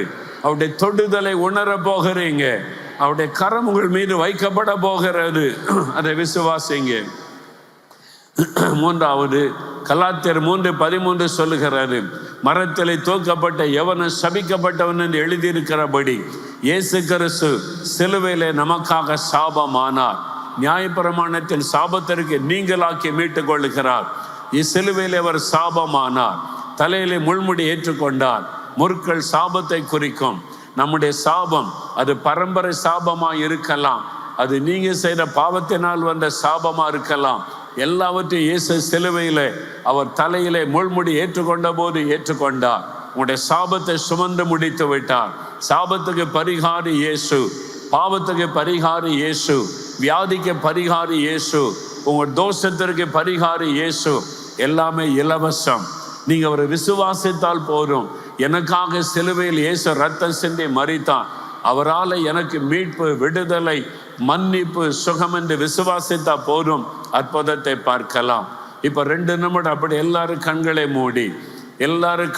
மூடி சிலுவையில் தொங்குகிற இயேசுவை கண் முன்னால நிறுத்தி ஒரு 2 நிமிடம் ஜெபிக்க போறீங்க. இயேசுவே, என் பாவங்களை மன்னியும், என் அக்கிரமங்களை மன்னியும், என் மீறுதல்களை மன்னியும், உம்முடைய இரத்தத்தினால் என் இருதயத்தை கழுவும். ஜெபிங்க. பாவத்தை உணர்த்தப்படுகிறவர்கள் அறிக்கையிட்டு ஜெபிங்க. சகோதரி ஜெபம் பண்ணுங்க, சகோதரனை ஜெபம் பண்ணுங்க. இயேசுவே, என்னை மன்னியும். இயேசுவே, உம்முடைய இரத்தத்தினால் என்னை கழுவும், என்னை பாவமற கழுவும். என் பாவத்தை சிலுவையில சுமந்தீரே, நான் அதை விசுவாசிக்கிறேன். உம்முடைய இரத்தத்தினால் என் இருதயத்தை கழுவும். இயேசுவே, என்னை மன்னியும். தன் பாவத்தை மறைக்கிறவன் வாழ்வடைய மாட்டான். அறிக்கை செய்து விட்டு விடுகிறவன் இரக்கம் பெறுவான். அறிக்கை செய்யுங்க. பாவத்தை அறிக்கை செய்யுங்க. இயேசுவே, மன்னியும். இயேசுவே, உம்முடைய இரத்தத்தினால் என்னை கழுவும். என் கண்ணின் பாவங்களை மன்னியும். ஆண்டவரே, என் சிந்தனையின் பாவங்களை மன்னியும். என் உதடுகளினால் செய்த பாவத்தை மன்னியும். என் கைகளினால் செய்த பாவத்தை மன்னியும். இயேசுவே, உம்முடைய இரத்தம் என்னை கழுவட்டும். இயேசு கிறிஸ்துவின் ரத்தம் சகல பாவங்களை நீக்க நம்மை சுத்திகரிக்கும். இயேசுவே என்னை கழுவும். ஜெபம் பண்ணுங்க. ஆண்டவரே சாபத்தை மாற்றுங்க. அவங்க இரத்தத்தின் வல்லமையினால என் மீது என் குடும்பத்தின் மீது இருக்கிற சாபங்களை மாற்றுங்க. இயேசுவே மன்னிங்க. பாவத்தை மன்னித்து சாபங்களை மாற்றுங்க, வியாதியை மாற்றுங்க. இயேசுவே உம்முடைய ரத்தம் என்னை கழுவட்டும். ஒப்பு கொடுங்க. இன்னும் ஒரு நிமிடம் ஜெபம் பண்ணுங்க. அறிக்கையிட்டு ஜெபம் பண்ணுங்க. ஆவியானவர் உணர்த்தி கொண்டிருக்கிறார். சிலருடைய பாவங்களை ஆண்டவர் காண்பித்து கொண்டிருக்கிறார். அந்த பாவத்தை அறிக்கை செய்து ஜெபம் பண்ணுங்க. அவருடைய கண்கள் உங்களை ஆராய்ந்து பார்க்கிறாரு. அவருக்கு மறைவானது ஒன்றுமில்லை. அறிக்கை செய்ய இயேசுடைய ரத்தம் உங்களை கழுவுகிறாரு. Thank you Jesus. ஐயா, ஆண்டவர் என்னை உணர்த்தினார். என் பாவத்தை ஆண்டவர் எனக்கு இன்றைக்கு உணர்த்தினார். ஐயோ, நான் பாவம் செய்துட்டேன், என் பாவம் மன்னிக்கப்படணும் என்பதை ஆண்டவர் எனக்கு உணர்த்தினார். நான் இதுவரைக்கும் ரட்சிக்கப்படலை, இதுவரைக்கும் நான் மனம் திரும்பலை, இதுவரைக்கும் பாவம் மன்னிப்பின் சந்தோஷம் எனக்கு இல்லை. ஆனால் இன்றைக்கு ஆண்டவர் என்னோடு பேசினார். அவருடைய ரத்தம் என்னை கழுவணும், என்னை ஒப்பு கொடுக்கிறேன். அப்படி சொல்றவங்க இருந்தால் வலதுகரம் உயர்த்துங்க. அவங்க மட்டும் வலதுகரம் உயர்த்துங்க. ஏற்கனவே ரட்சிக்கப்பட்டவங்க இல்லை, இன்னைக்கு முதலாய் இயேசு என் பாவத்தை மன்னிக்கணும், என்னை ரட்சிக்கணும்னு ஒப்பு கொடுக்கிறவங்க வலதுகரம் உயர்த்துங்க. ஆண்டவர் உங்களுடைய கைகளை பார்க்கிறார். அநேகர் ஒப்பு கொடுக்கிறீங்க, தூரத்தில் ஒப்பு கொடுக்கிறீங்க. உங்களுடைய வலது கரத்தை இருதயத்தில் வைங்க. இயேசுவே, உம்முடைய இரத்தத்தினால் என்னை கழுவும், என் உள்ளத்திலே வாரும். இயேசுவே, என் இருதயத்திலே வாரும். ஒரு நிமிடம் ஜெபம் பண்ணுங்க. இயேசுவை கூப்பிடுங்க. எனக்குள்ள வாங்க, என் உள்ளத்துக்குள்ள வாங்க. இயேசுவே, உம்முடைய இரத்தத்தினால் என்னை கழுவுங்க, எனக்குள்ள வந்து வாசம் பண்ணுங்க. ஜெபிங்க. தகப்பனே, அநேகர் உடைந்த உள்ளத்தோட ஜெபிக்கிறாங்கப்பா, பாவத்தை அறிக்கை செய்து ஜெபிக்கிறாங்கப்பா. இரக்கமுள்ள தகப்பன் அல்லவா நீங்க. மகனே, உன் பாவம் மன்னிக்கப்பட்டதுன்னு சொன்னீங்களே, மகளே, உன் பாவம் மன்னிக்கப்பட்டதுன்னு சொன்னீங்களே. இவங்களுக்கு சொல்லுங்க, இவங்களுக்கு பாவம் மன்னிக்கப்பட்ட சந்தோஷத்தை கொடுங்க. உங்க ரத்தத்தினால் அவருடைய இருதயத்தை கழுவுங்க, அவங்களுடைய உள்ளத்துல வந்து வாசம் பண்ணுங்க. யார் யார் மனம் திரும்புகிறார்களோ அவர்களுக்குள்ள ரட்சிப்பின் நிச்சயம் உண்டாகட்டும், ரட்சிப்பின் சந்தோஷம் உண்டாகட்டும், பாவத்திலிருந்து ஒரு விடுதலை உண்டாகட்டும். பாவத்தை கொண்டு வருகிற ஆவிகள் இயேசுவின் நாமத்தில் விலகட்டும். பாவத்தை கொண்டு வந்து அடிமைப்படுத்துகிற பிசாசின் கிரியைகள் இயேசுவின் நாமத்தில் விலகட்டும். இப்பொழுது முதல் ஒரு விடுதலை வரட்டும். விட முடியாத பாவத்தின் கட்டுகள் அறுக்கப்படட்டும். மதுபான பழக்கங்கள், போதை வஸ்துகளை பயன்படுத்துகிற பழக்கங்கள், இச்சையை தோண்டுகிற ஆவியின் கிரியைகள் இயேசுவின் நாமத்தில் விலகுவதாக. பொல்லாத குடிவெறியின் ஆவி விலகட்டும் இயேசுவின் நாமத்தில். போதை வஸ்துகளை கொண்டு வந்து அடிமைப்படுத்துகிற ஆவி விலகட்டும் இயேசுவின் நாமத்தினாலே. ஆண்டு இச்சையை தோண்டுகிற ஆவி விலகட்டும் இயேசுவின் நாமத்தில். விபச்சார வேசித்தனத்தின் ஆவி விலகட்டும் இயேசுவின் நாமத்தில். ஒரு விடுதலை வரட்டும் ஆண்டவரே. உம்முடைய இரத்தத்தினாலே விடுதலை உண்டாகட்டும். உம்முடைய வல்லமை தொட்டதற்காய் ஸ்தோத்திரம், மன்னித்ததற்காய் ஸ்தோத்திரம்.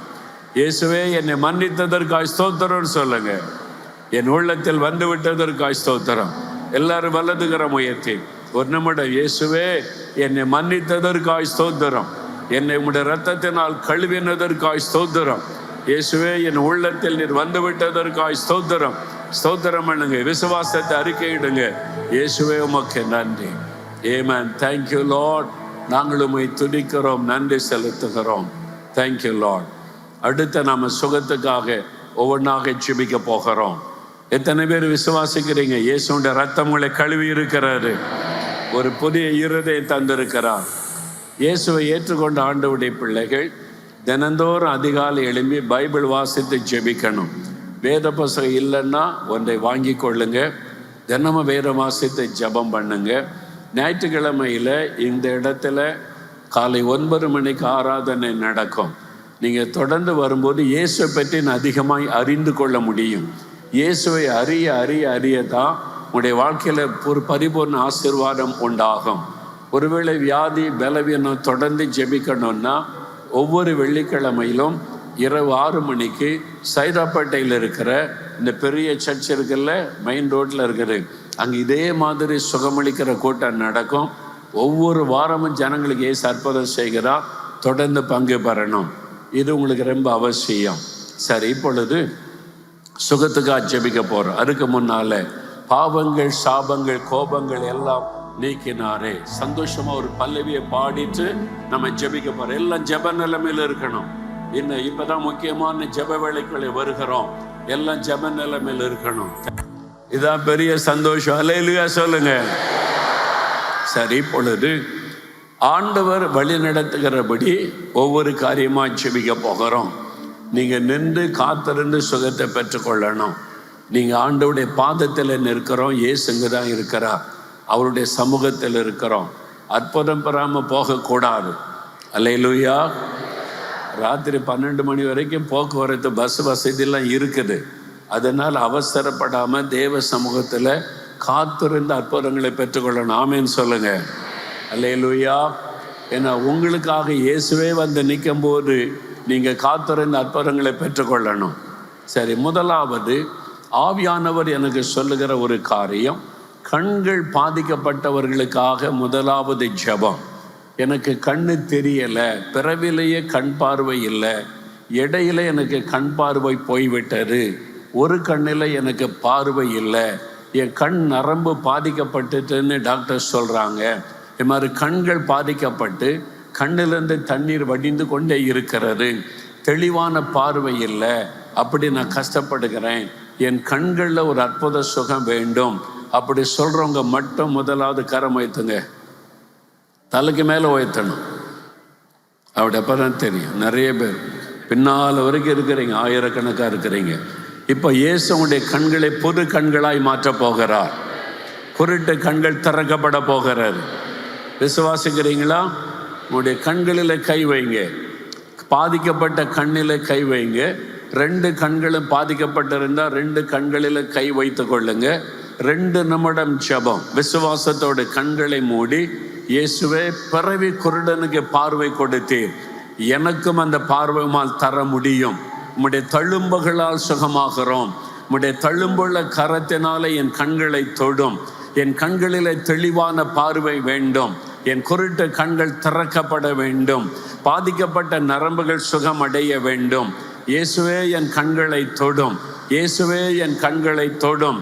ஜெபிங்க, ஜெபிங்க, ஜெபிங்க. தகப்பனே, நீ சொன்னபடி உம்முடைய பிள்ளைகளுடைய கண்களுக்காக நான் ஜெபிக்கிறேன்.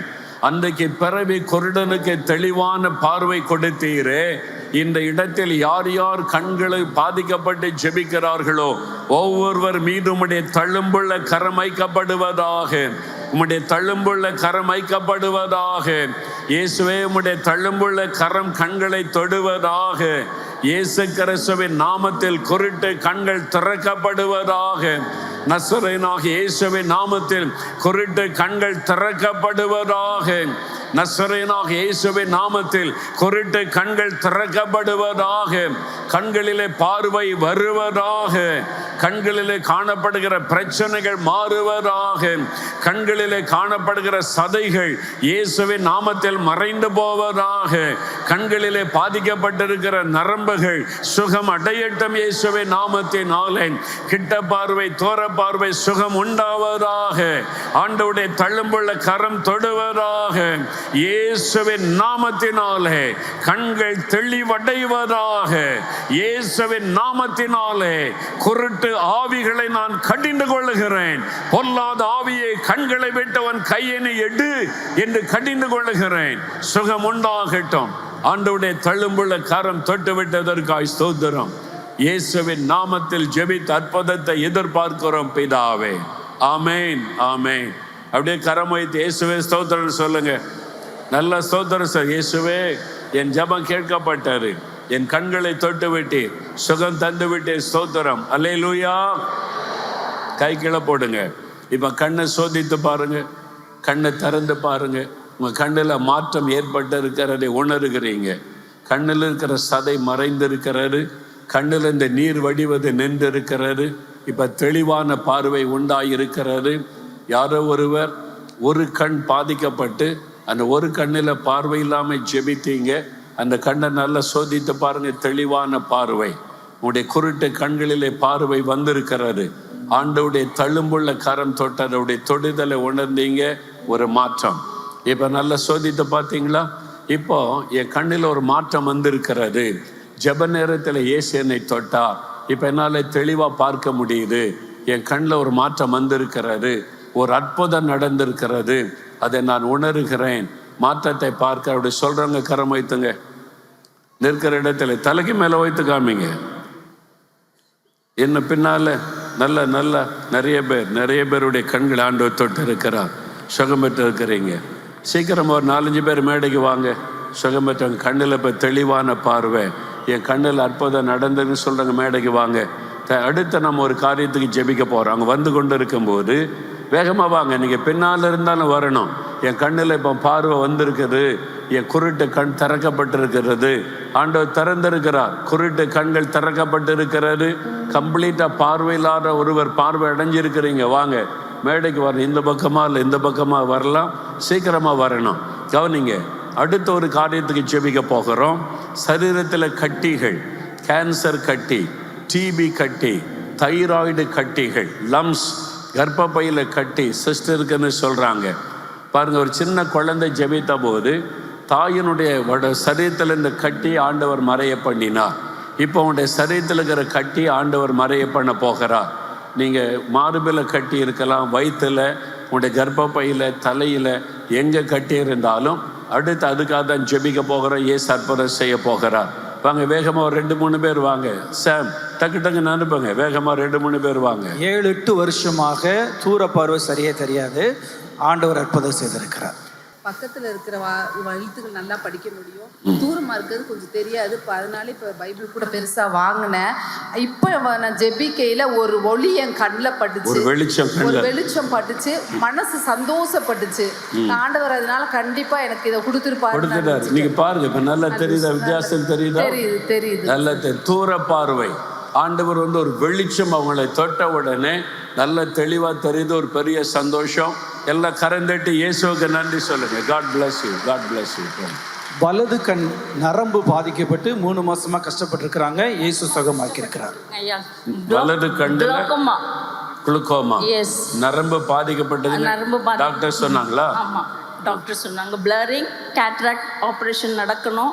ஆனால் இப்போ ஜபிச்சதுல இந்த கண்ணை மூடிட்டு இந்த கண்ணை பார்க்கும்போது தெளிவாக தெரியுது. நல்ல தெளிவாக தெரியுது. தேங்க்யூ. அந்த ஒரு கண்ணில் அற்புதமான பார்வை ஆண்டு கொடுத்துட்டார். அல்லேலூயா. God bless you, God bless you. போங்க. 5 வருஷங்களாக வலது கண்ணில் அலையலையான காட்சி இயேசு குணமாக்கி இருக்கிறார். எந்த கண்ணில்? இந்த வலது கண்ணு. 5 வருஷமா? ஆமாம். அப்போ தெளிவாக தெரியாது. படிக்கிறது ஷேடாக இருக்கும். அப்படியே ஷேடாக தான் ரத்தம் கசிவாக இருக்கும். அப்படிதான் தெரியும். கம்ப்யூட்டரில் வருது வரணும் அப்படியே அது மாதிரி. ஆமாம். இப்போ ஜெபம் பண்ணீங்க. ஆமாம். என்ன நடந்தது? கண்ணுக்கு இப்போ கிளியராக தெரியுது. இப்போ 2 கண்ணு ஒரே மாதிரி கறந்துட்டுங்க ஆண்டவருக்கு. God bless you, God bless you. ஆமென். 5 வருஷங்களாக வலது கண்ணில் தெளிவான பார்வையில் இயேசு குணமாக்கி இருக்கிறார்.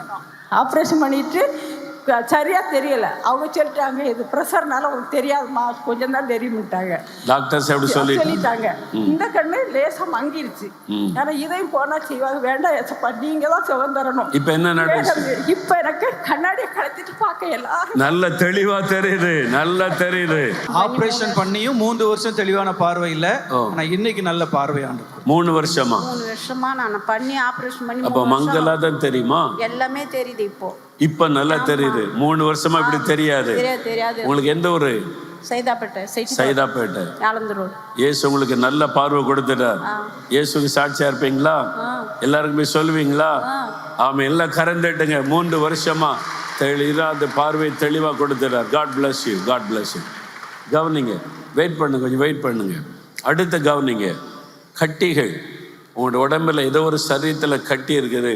கழுத்தில் தைராய்டு கட்டி, கேன்சர் கட்டின்னு சொல்கிறாங்க. சில வயிற்றில், மார்பில், அல்லது தலையில் டியூமர்னு சொல்கிறாங்க. உடம்பில் ஏதோ ஒரு பகுதியில் கட்டி இருக்குது. இது என்ன கட்டின்னே தெரியல, சொல்லவே பயம். அப்படி இருக்கிறவங்களும் இருக்கிறீங்க. கர்ப்பப்பையில் கட்டி, வயிற்றில் கை வச்சா தெரியும் கட்டி இருக்கிறது. அந்த மாதிரி பாதிப்பு. உடம்பில் ஏதோ ஒரு இடத்துல கட்டி இருக்குது. ஆண்டவர் இப்பொழுது உடைய கட்டியை மறைய பண்ண போகிறார். அல்லேலூயா. எனக்கு அந்த பிரச்சனை இருக்குது, என் உடம்புல ஒரு கட்டி இருக்குது, அந்த மாற்றணும் அப்படின்னு சொல்கிறவங்க கரம் வைத்துங்க. நல்லா வைத்தணும். நான் சொன்ன தலைக்கு மேலே நிறைய பேர் இருக்கிறீங்க, மேலே கூட நிறைய பேர் இருக்கு, இந்த பக்கம் எல்லா இடமும். இப்போ ஆண்டவர் தொடும்போது கட்டி மறைந்து போக விசுவாசிக்கிறீங்களா? ஒரு சின்ன குட்டி பிள்ளை ஜெபம் பண்ணதை கேட்டு ஆண்டவர் கட்டியை எடுத்து போட்டாரு. அதே இயேசுடைய கரம் இப்போ தொட போகிறாரு. கட்டி மறைய போகிறாரு. கேன்சர் கட்டி மறைய போகிறாரு. டிபி கட்டி மறைய போகிறாரு. தைராய்டு கட்டி ஆண்டவர் எடுத்து போட போகிறார். உங்களுடைய கர்ப்பப்பையில் ஒரு மாற்றம் வர போகிறாரு. கட்டி உள்ள இடத்துல கை வைங்க. கட்டி இருக்கிற இடத்துல கை வைங்க. உங்களுடைய மார்பில் அல்லது வயிற்றில் அல்லது உங்களுக்கு எந்த இடத்துல கழுத்தில் எங்கே கட்டி இருக்கிறதோ அங்கே கை வைத்து கொள்ளுங்க. எல்லாருமே கண்களை மூடி ஜெபிக்கணும். எல்லாருமே கண்களை மூடி ஜெபிக்கணும். இயேசு அந்த நாமத்தை சொல்லி கொண்டே இருக்கணும். வாய் தரன் இயேசுவே ஸ்தோத்திரம்னு சொல்லி கொண்டே இருக்கணும். தேவ பிரசன்னம். கட்டி இருக்கிறவங்க அந்த இடத்துல கை வைங்க. உங்களுடைய வலது கை வைத்து கொள்ளுங்க. இயேசுவே இந்த கட்டியை எடுத்து போடும். இயேசுவே இந்த கட்டி மறைந்து போகட்டும். இயேசுவின் நாமத்தில் இந்த கட்டி மறையட்டும். கேன்சர் கட்டி மறைந்து போகணும். இயேசுவின் நாமத்தில் டிபி கட்டி மறைந்து போகணும். இயேசுவின் நாமத்தில் என் கழுத்தில் இருக்கிற தைராய்டு கட்டி மறைந்து போகணும். ஜெபம் பண்ணுங்க. இயேசுவின் நாமத்தில் 2 நிமிடம் அந்த ஆண்டவருடைய கரம் இறங்க ஆரம்பித்து விட்டாரு. வல்லமை இறங்கி கொண்டிருக்கிறது. இயேசுவின் கரம் தொடுகிறாரு. சிலருடைய சரீரத்தை கட்டி ஆண்டவர் பிடுங்கி எடுத்து போடுகிறார். இயேசுடைய கரம் தொடுவதை உணர்கிறீங்க.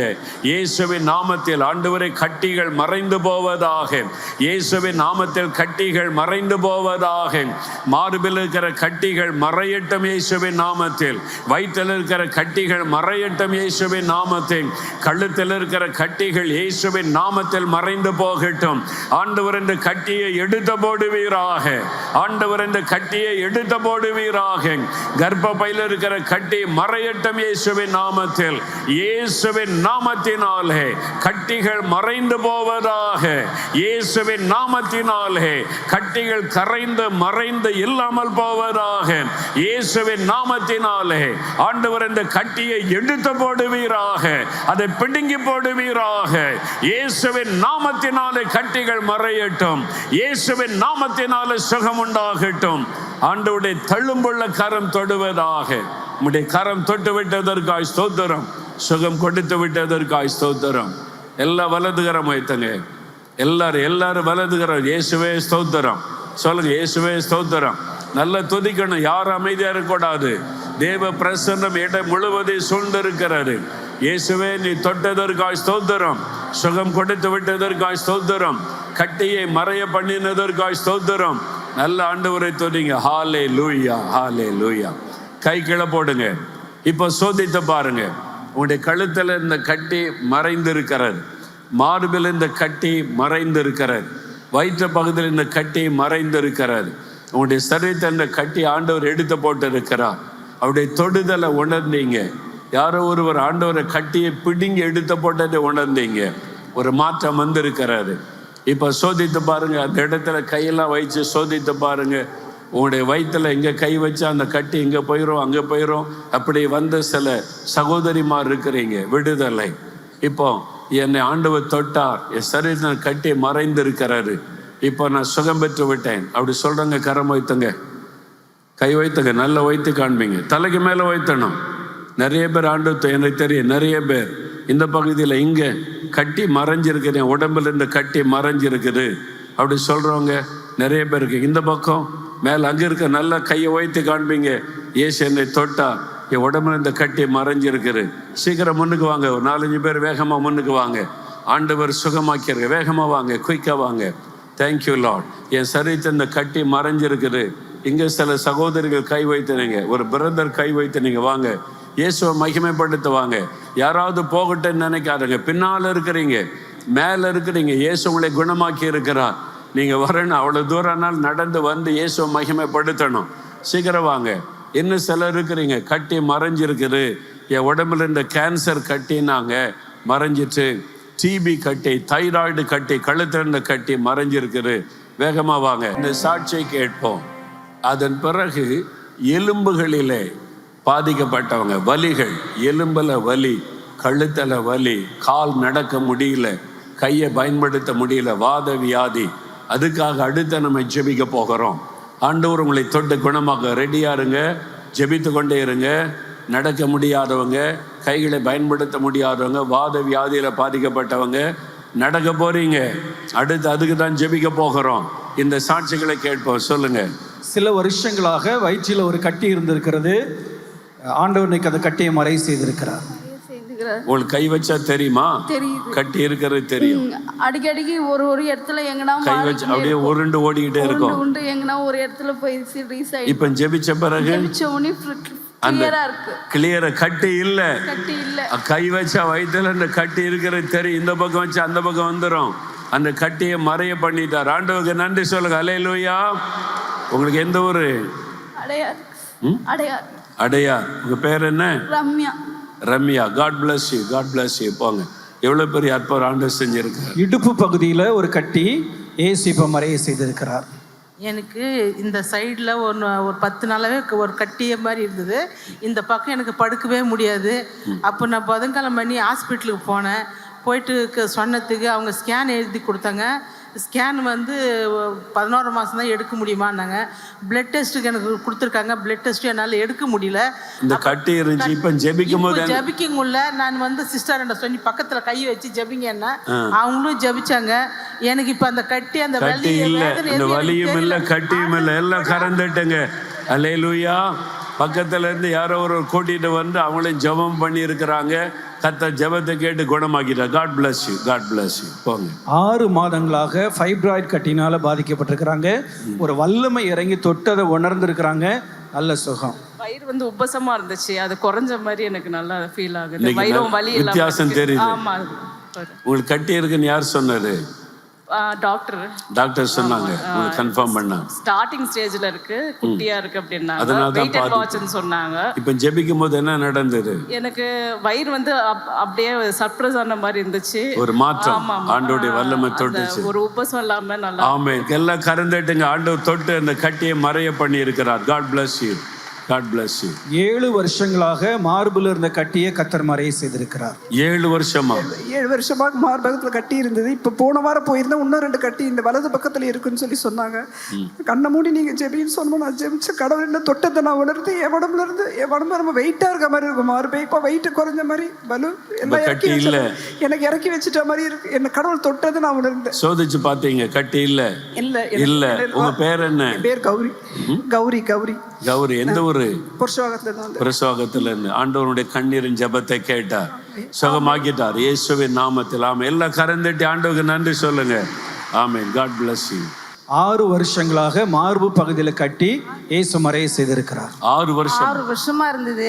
சரி, இப்ப ஜெபிக்கும் போது என்ன நடந்தது? இங்க வந்து அப்படியே வலி எடுத்த மாதிரி இருந்து, எடுத்து போட்ட மாதிரி வலி அப்படியே சுருக்குன்னு வலி எடுத்த மாதிரி இருந்து. ஆனா அந்த இடத்துல இப்ப பார்த்தா இல்ல, அந்த கட்டி இல்ல. 6 வருஷம் அந்த கட்டி இல்ல. இவ்வளவு பெருசா இருந்தது. இவ்வளவு பெருசா இருந்துச்சா? தேடி பாக்குறாங்க, இல்ல. இயேசுடைய வல்லமை தொட்ட உடனே கட்டி. ஆண்டவர் ஆபரேஷன் பண்ணிட்டார். நல்லா கறந்துட்டுங்க இயேசுவுக்கு. ஆண்டவர் மறைய பண்ணிட்டார். God bless you, God bless you. போங்க. 3 வருஷங்களாக கர்ப்பப்பையில கட்டி இயேசு மறைய செய்திருக்கிறார். கர்ப்பப்பையில கட்டி இருக்குன்னு யார் சொன்னது? டாக்டர் சொல்லியிருந்தாங்க. ஒரு 3 வருஷமா கட்டி இருக்குன்னு சொல்லிட்டு. அதோட பின்வெளி மென்சஸ்னால ரொம்ப பாதிக்கப்பட்டு ரொம்ப கஷ்டமா இருந்துச்சு. இப்போ ஜெபிக்கும் போது அது நல்லாவே தெரியும் எனக்கு. 7 பாயிண்ட் இருக்கு, அந்த அளவு இருக்குமே. கை வச்சா தெரியும், நல்லாவே தெரியும். இப்போ ஃபர்ஸ்ட் பாடல் பாடும்போதே எனக்கு அந்த உள்ளுக்குள்ள ஏதோ ஒரு காரியம் நடக்கிறது நல்லாவே உணர முடிஞ்சது. இப்போ ஜெபிக்கும் போது பாத்தீங்கன்னா தொட்டிகிட்டே இருந்தது. முடிக்கும் போது பாத்தீங்கன்னா தொட்டு பாக்குறேன், இல்ல கட்டி இல்ல. ஆச்சரியமா இருக்கு. கறந்துட்டுங்க இயேசுவுக்கு. God bless you, God bless you. போங்க. ஆமென். நுரையீரல்ல கட்டி வந்து 3 வருஷமா மூச்சு விட கஷ்டப்பட்டிருக்காங்க.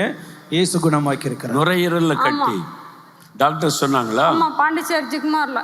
ஓகே. அப்ப மூச்சு விட கஷ்டப்படுவீங்க. இப்போ ஃப்ரீ ஆகுது. இப்போ சரியாயிடுச்சு. நல்ல மூச்சு எடுத்து விடுங்க. கட்டி இல்ல, போயிட்டு இல்ல. உங்க பேர் என்ன? தாசனி. தாசனி. எங்க இருந்து வந்திருக்கீங்க? மேடவாக்கம். மேடவாக்கம். 3 வருஷமா இருந்துச்சா கட்டி? 3 வருஷமா ஹாஸ்பிட்டல் கைமா தான் போயிருக்கிறேன். ஓ. ஆப்ரேஷனுக்கு வர சொன்னாங்க, நான் போல. நாங்க வரணும், இன்னும் 4 மாவடிக்கு வரணும். இப்ப ஏசு ஆபரேஷன் பண்ணி எடுத்துட்டாரு கட்டியை. இப்ப நல்ல மூச்சு விட முடியுது. நல்ல மாற்றம். ஆண்டவர் கட்டியை நுரையீரல இருந்த கட்டியை மறைய பண்ணிட்டார். God bless you. God bless you. ஒரு வாரமா சரீரத்தில் இருந்த கட்டியை இயேசு மறைய செய்திருக்கிறார். ஒரு வாரமாக எனக்கு சுகர் நிறைய இருக்குது அப்படி சொல்லி கட்டி வந்துருச்சுன்னு இங்கே ஜெபம் பண்ணாங்க. ஜெபம் பண்ண சொல்ல கையை வச்சு நீங்கள் பாருங்க அப்படி சொல்லிட்டு நான் அதேமாரி ஜெபம் பண்ண கையை வச்சு. அதனால திரும்ப பார்க்க சொல்ல அந்த கட்டி எங்கே இருக்குன்னு சொல்லி தெரியல. கட்டி எங்க இருக்குன்னு தெரியல, காணாம போயிட்டு. ஆமென் ஆமென். God bless you. God bless you. போங்க. 6 மாதமா கர்ப்பப்பையில் இருந்த கட்டியை இயேசு மறைய செய்திருக்கிறார். 6 மாசமா? ஆமா சார். கர்ப்பப்பையில கட்டின்னு யார் சொன்னாரு? தாத்தா சொன்னாங்க சார். சொன்னாங்க. ஆமா சார். சரி, இப்ப ஜெபம் பண்ணீங்களா? சார் பண்ணேன் சார். இயேசு கிட்ட கூப்பிட்டீங்க? கூப்பிட்டேன். என்ன நடந்துச்சு? இப்போ கட்டி இல்லை சார், கலைஞ்சிருச்சு. ஏசப்பா இருக்காங்க கலைஞ்சிருச்சு சார். கட்டி இல்லைன்னு எப்படி செக் பண்ண தெரியுதா? தெரியும் சார். சரி, உங்க பேரு? என் பேர் சரஸ்வதி சார். சரஸ்வதி. எங்க இருந்து வர்றீங்க? இங்க பக்கத்துல இருந்து வரேன். சரஸ்வதி அன்பான சகோதரிக்கு வயிற்றுல இருந்து கட்டி காணாம போயிட்டு கரைய பண்ணிட்டார் ஆண்டவர். அவனுடைய ஜெபத்தை ஆண்டவர் கேட்டார். நல்லா கரந்தட்டு இயேசுவுக்கு நன்றி சொல்லுங்க. God bless you. God bless you. 10 வருஷங்களாக வலது கண்ணில் வலி, தெளிவான பார்வையில் ஆண்டவர் அற்புதம் செய்திருக்கிறார். டைட்டாக தைக்கும் போது கண்ணாடி உள்ளே போயிடுச்சு. அந்த கண்ணாடி மணி போயிட்டு எக்மூர் ஹாஸ்பிட்டலில் செக்அப் பண்ணேன். பாதிக்கப்பட்டது. ஆனால் மணி வரல. 6 மாதம் பொறுத்து தான் வாய் வயால் வந்தது. அப்படியே திணறின்னு அப்படி வந்தது எனக்கு. அதனோட இது இருந்தது. கண்ணாடி போட்டுக்கின்னு தான் செய்துக்கின்னு இருந்தேன். இப்போ கொஞ்ச நாள் அப்படியே இந்த கண்ணு நிறைய வலி கொடுத்துக்கின்னு முகம் தெரியல. அப்படியே ஒட்டிக்கின்னு அப்படியே இருந்தது. தண்ணி வடிஞ்சுக்கின்னு. இப்போ ஜபிக்கும் போது நீங்கள் சொன்னீங்க நான் கண்ணை வச்சுருந்தேன். இப்போ அது இல்லை. அது இல்லை. கண்ணில் நல்ல மாற்றம். ஆமாம், நல்ல அற்புதமான ஒரு மாற்றம். கண்ணில் ஒரு விபத்தில் பாதிக்கப்பட்ட கண்ணு அப்படியே சுருங்கி போயிடும். இப்போ தெளிவாக தெரியுது. நல்ல கறந்துட்டுங்க. பொது கண்களை ஆண்டவர் தந்திருக்கிறார். God bless you. God bless you. ஐயாவுக்கு 60 வயசு ஆகுது. பிறந்ததுலேருந்து ஐபால் மூவ் ஆகாது, அப்படியே இருக்கும். இன்னைக்கு ஆண்டவர் அற்புதம் செய்திருக்கார். எந்த கண்ணு? இந்த கண்ணு. ஆமா, பெரிய கண்ணா இருக்கும். உருளாது, அப்படியே ஸ்டக்கா அப்படியே நிற்கும். கண்ணு இது பெருசா இருக்கும். ஆமா, அப்படியே அசையாது, உருளாது. இந்த பக்கம் உருளாது, இது உருள்ற மாதிரி இது உருளாது. பிறந்தது. ஆனால் பிறந்தது பிறகு எதுவும் இல்லை. அம்மாவுடைய பால் உண்ணும் போது அது எனக்கு கை குழந்தையா இருந்தா அந்த மாதிரி ஆகிப்போச்சு. பாட்டி சொல்லுவாங்க. இப்போ நல்லா அசைது, நல்லா அந்த கண்ணு வந்து அந்த அழுக்கு வந்து அந்த கண்ணை மறைக்கும். இந்த இதை வந்து அப்படியே அந்த மறைக்கும். அப்போ என்னால் ரொம்ப வேதனையாக இருக்கும். இப்போ அது இல்லை. இப்போ இந்த வரல பாருங்க. இதை பாருங்க. நல்லா இருக்கு. இதை பாருங்க. நல்லா இருக்கு. பாருங்க, சின்ன குழந்தையா இருந்ததுல இருந்து இந்த கண்ணு ஒரு கண்ணில் ஐபால் அசையாது, அப்படியே நிற்கும். இன்னைக்கு 60 வயசு. இப்போ ஆண்டவர் தொட்டு அந்த கண்ணை குணமாக்கி இருக்கிறார். பிறவி குறைபாடு அந்த காலத்தில் வந்தது ஆண்டவர் சுகமாக்கிய. நல்ல கறந்துட்டுங்க. இயேசுவுக்கு ஸ்தோத்திரம். ஐயா பேர் என்ன? ஜான் ரவி. எந்த ஊரு? அத்திப்பட்டு, பொன்னேரி பக்கம் Attipattu. God bless you. God bless you. இயேசுவை மகிமைப்படுத்துங்க. போங்க, எல்லாருக்கும் சொல்லுங்க இயேசுவை பற்றி. 4 வருஷமாக கொடிய நெஞ்சு வலி, கூட்டத்திலையும் கஷ்டத்தோடு இருந்திருக்கிறாங்க. இப்போ ஆண்டவர் சுகமாக்கி இருக்கிறார். நெஞ்சு வலி நான் இப்போ வரும்போது வலிச்சுக்கிட்டே வந்துச்சு. நெஞ்சு வலி வரும்போது வந்துருச்சு. சர்ச்சு வரும்போது அப்படி எனக்கு வலி தாழ முடியல. அப்புறம் பார்த்தா ஏசப்பா என் சுற்றி சுகமிருக்கார். இதெல்லாம் இவங்க வலிக்கும். ஆண்டவர் ஏசப்பா என் கிருபையோடு சுகத்தோடு பெலத்தோடு ஆரோக்கியமாக வச்சார். இப்ப சோமாயிட்டு வலி இல்லை. இப்போ வரும்போது கூட வலியோட வந்திருக்கிறாங்க. ஆண்டவர் இப்ப வலி இல்லை, குணமாக்கிட்டார். கறந்துட்டுங்க. God bless you. God bless you. நெஞ்சு பகுதியில் இந்த கட்டியை இயேசு மறைய செய்திருக்கிறார். 1 மாசமா எனக்கு கட்டி மாதிரி இருந்தது. அந்த இடத்துல தொட்டாலே பெயின் இருக்கும், வலிக்கும். அந்த இடத்துல தொட்டா வலிக்கும். நான் இப்ப ஜோம் பண்ணிட்டு இருக்கும் போது அந்த இடத்த தொட்டு பார்க்கிறேன், வலி இல்லை. அது கட்டியும் இல்லை, வலியும் இல்லை. அல்லேலூயா. கறந்துட்டுங்க இயேசுவுக்கு.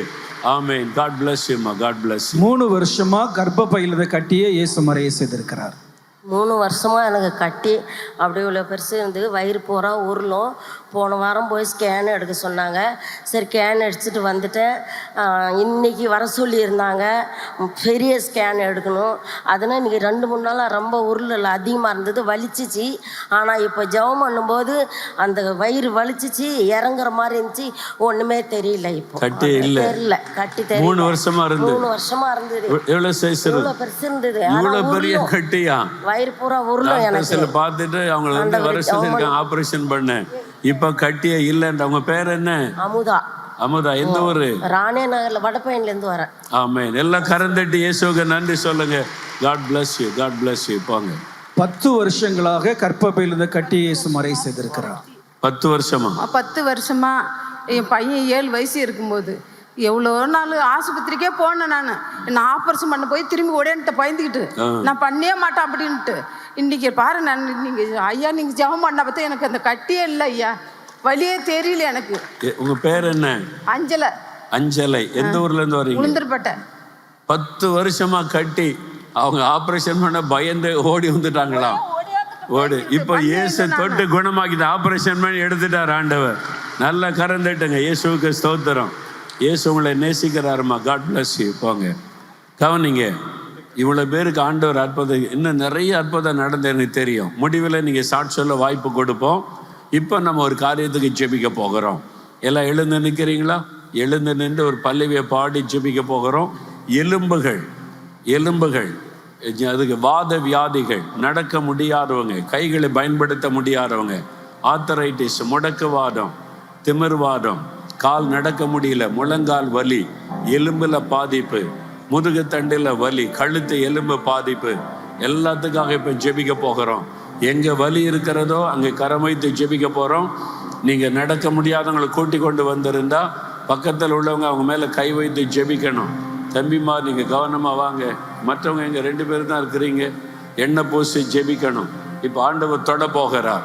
இது ஒரு முக்கியமான ஜெப நேரம். எங்கே இருந்தாலும் சரி, இப்போ ஆண்டவர் தொட்ட உடனே எழும்பி நடக்கணும். ஆமேன் சொல்லுங்க.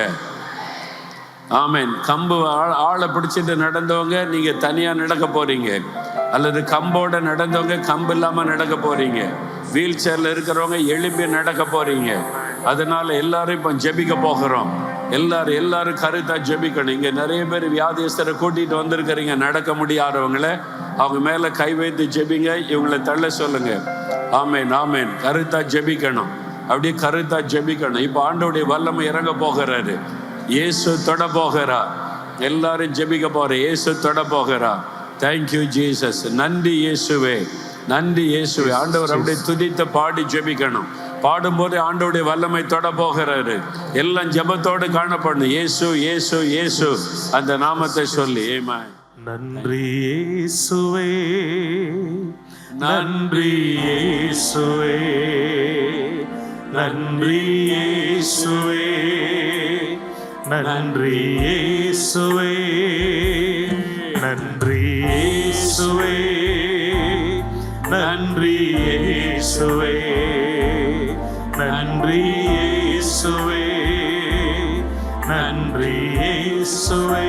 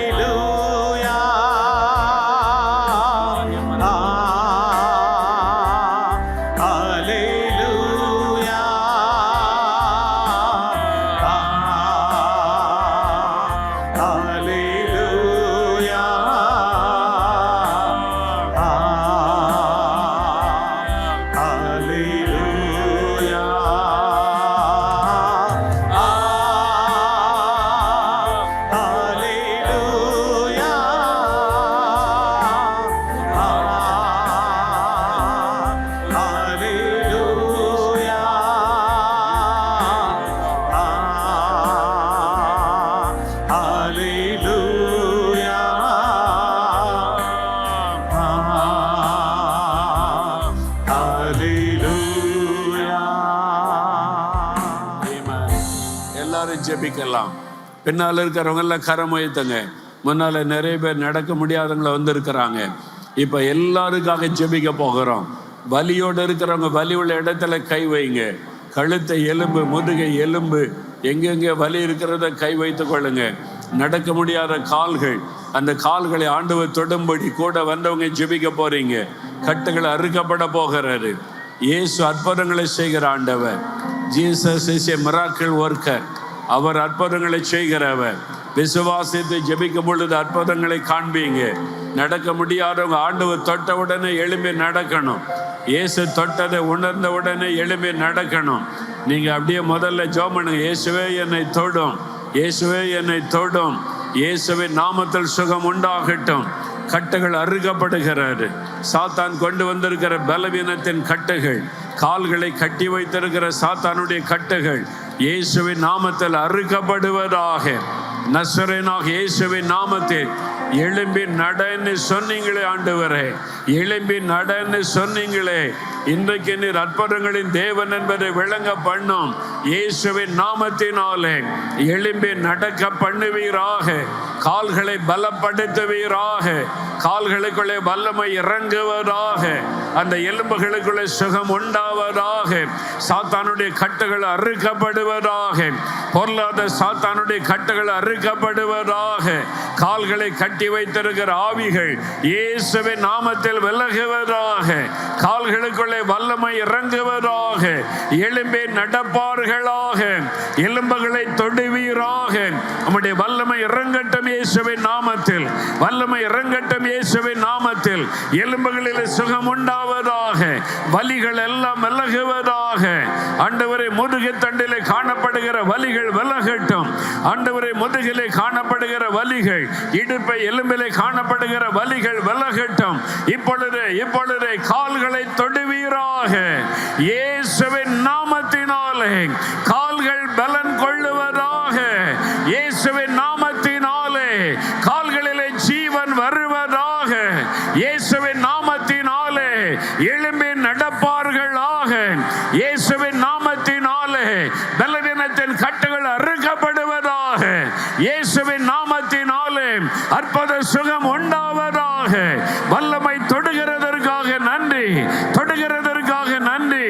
எழும்பி நட, எழும்பி நட சகோதரனை, எழும்பி நடங்க இயேசுவின் நாமத்தில். எழும்பி நட இயேசுவின் நாமத்தில். கால்கள் பலன் கொள்ளட்டும், கால்கள் பலன் கொள்ளட்டும். கட்டுகள் அறுக்கப்படட்டும். இயேசுவின் நாமத்தில் சுகம் உண்டாகட்டும். இயேசுவின் நாமத்தில் எலும்புகளிலே சுகம் உண்டாகட்டும். கைகளிலே சுகம் உண்டாகட்டும். வாத வியாதிகள் மறையட்டும் இயேசுவின் நாமத்தில். பக்கவாத நோய்கள் மறையட்டும். பக்கவாத நோய்கள் மறையட்டும் இயேசுவின் நாமத்தினாலே. கட்டுகள் அறுக்கப்படட்டும். கால்கள் பலன் கொள்ளட்டும். நட நட, எழும்பி நடங்க, நடங்க. இயேசுவை துதித்து கொண்டே நடங்க. இயேசுவை துதித்து கொண்டே நடங்க. கால்கள் பலன் கொள்ளுகிறது. எலும்புகளிலே சுகம் உண்டாகிறது இயேசுவின் நாமத்தினாலே. எழும்பி நட இயேசுவின் நாமத்தினாலே. கட்டுகள் அறுக்கப்படட்டும் இயேசுவின் நாமத்தில். கால்கள் பலன் கொள்ளுவதாக. சுகம் உண்டாவதாக. எலும்புகளிலே சுகம் உண்டாகட்டும். வலிகள் எல்லாம் விலகட்டும் இயேசுவின் நாமத்தில். எலும்புகளில் இருக்கிற வலிகள் எல்லாம் விலகட்டும். வாத வியாதிகள் மறையட்டும். முழங்கால் வலிகள் விலகட்டும். பாதத்தில் இருக்கிற வலிகள் விலகட்டும் இயேசுவின் நாமத்தில். பாதத்தில் இருக்கிற வலிகள் விலகட்டும். அந்த எலும்புகள் பலன் கொள்ளுவதாக. இயேசுவின் நாமத்தினாலே சுகம் உண்டாவதாக. கட்டுகள் அறுக்கப்படுவதாக. வல்லமை தொடுகிறதற்காய் நன்றி. இயேசுவின் நாமத்தில் ஒவ்வொருவரை தொடுங்க ஆண்டவரே. இயேசுவின் நாமத்தில் தொடுங்க ஆண்டவரே. கட்டுகள் அறுக்கப்படுகிறது. எல்லாரும் ஸ்தோத்திரம் பண்ணுங்க. நல்ல கரம் உயர்த்தி இயேசுவுக்கு நன்றி சொல்லுங்க. அவருடைய பிரசன்னம் வல்லமை இறங்கி கொண்டிருக்கிறது. கட்டுகள் அறுக்கப்பட்டு கொண்டிருக்கிறது. விடுதலை உண்டாகி கொண்டிருக்கிறது. எழும்பி நடங்க இயேசுவின் நாமத்தில். எழும்பி நடங்க இயேசுவின் நாமத்தில். கால் அசைங்க இயேசுவின் நாமத்தில். இயேசுவின் நாமத்தில் விடுதலை. இயேசுவின் நாமத்தில் விடுதலை. கட்டுகள் அறுக்கப்படுகிறதற்காய் ஸ்தோத்திரம். விடுதலை உண்டாகிறதற்காய் ஸ்தோத்திரம். சகல வாத நோய்களும் மறையட்டும். வாத நோய்கள் விலகட்டும். பக்கவாத நோய்கள் மாறட்டும். ஒரு கை ஒரு கால் பாதிக்கப்பட்டவர்கள் இயேசுவின் நாமத்தில் சுகம் அடைவார்களாக. அந்த கைகளிலே சுகம் அறுவதாக. எலும்புகளிலே சுகம் அறுவதாக. எலும்பில் இருக்கிற வலிகள் மறைவதாக. இயேசுவின் நாமத்தினாலே சுகம். இயேசுவின் ரத்தத்தின் வல்லமையினாலே சுகம். வல்லமை உண்டு, வல்லமை உண்டு இயேசுவின் ரத்தத்தில். அந்த ரத்தத்தின் வல்லமை உங்களுடைய சரீரத்தில் பாய்ந்து வருகிறது. கழுத்து எலும்பில் இருக்கிற வலிகள், முதுகு எலும்பில் இருக்கிற வலிகள், ஸ்பைனல் கார்டு பிரச்சனைகள் மறைகிறது இயேசுவின் நாமத்தில். பக்கவாத நோய்கள் மறைகிறது. ஒரு கை ஒரு கால் பாதிக்கப்பட்டவர்கள் சுகம் அடைகிறீங்க. முழங்காலில் இருக்கிற வலிகள் மறைகிறது. Thank you Jesus. அநேகர் ஆண்டவர் தொட்டிருக்கிறார். அல்லேலூயா. உடைய கால்கள் பலன் கொள்ளுகிறது. ஆமென். அல்லேலூயா. எழுப்பி நிற்க முடியாதவங்க நின்று பாருங்க. நடக்க முடியாதவங்க ஒரு ஸ்டெப்பை எடுத்து நடக்க ஆரம்பிங்க. ஆண்டவரை துதித்து கொண்டே இயேசுவே ஸ்தோத்திரம்னு சொல்லிக்கொண்டே நடக்க ஆரம்பிங்க. ஆண்டவருடைய வல்லமை அநேகரை தொட்டு இருக்கிறது. அல்லேலூயா. முதுகு தண்டிலே வலிகள் மறைந்திருக்கு. ஸ்பைனல் கார்டு வலி, கழுத்து எலும்பில் இருக்கிற வலி மறைந்திருக்கிறது.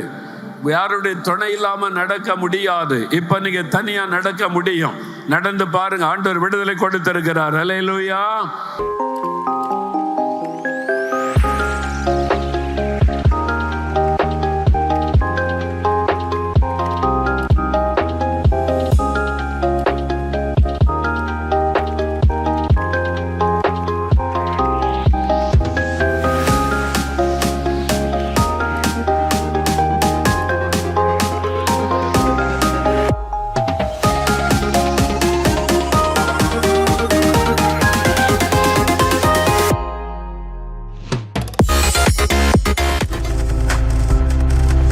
நீங்கள் பார்த்து கொண்டிருப்பது உங்கள் ஜாய் டிவி. உங்கள் துக்கம் சந்தோஷமாய் மாறும்.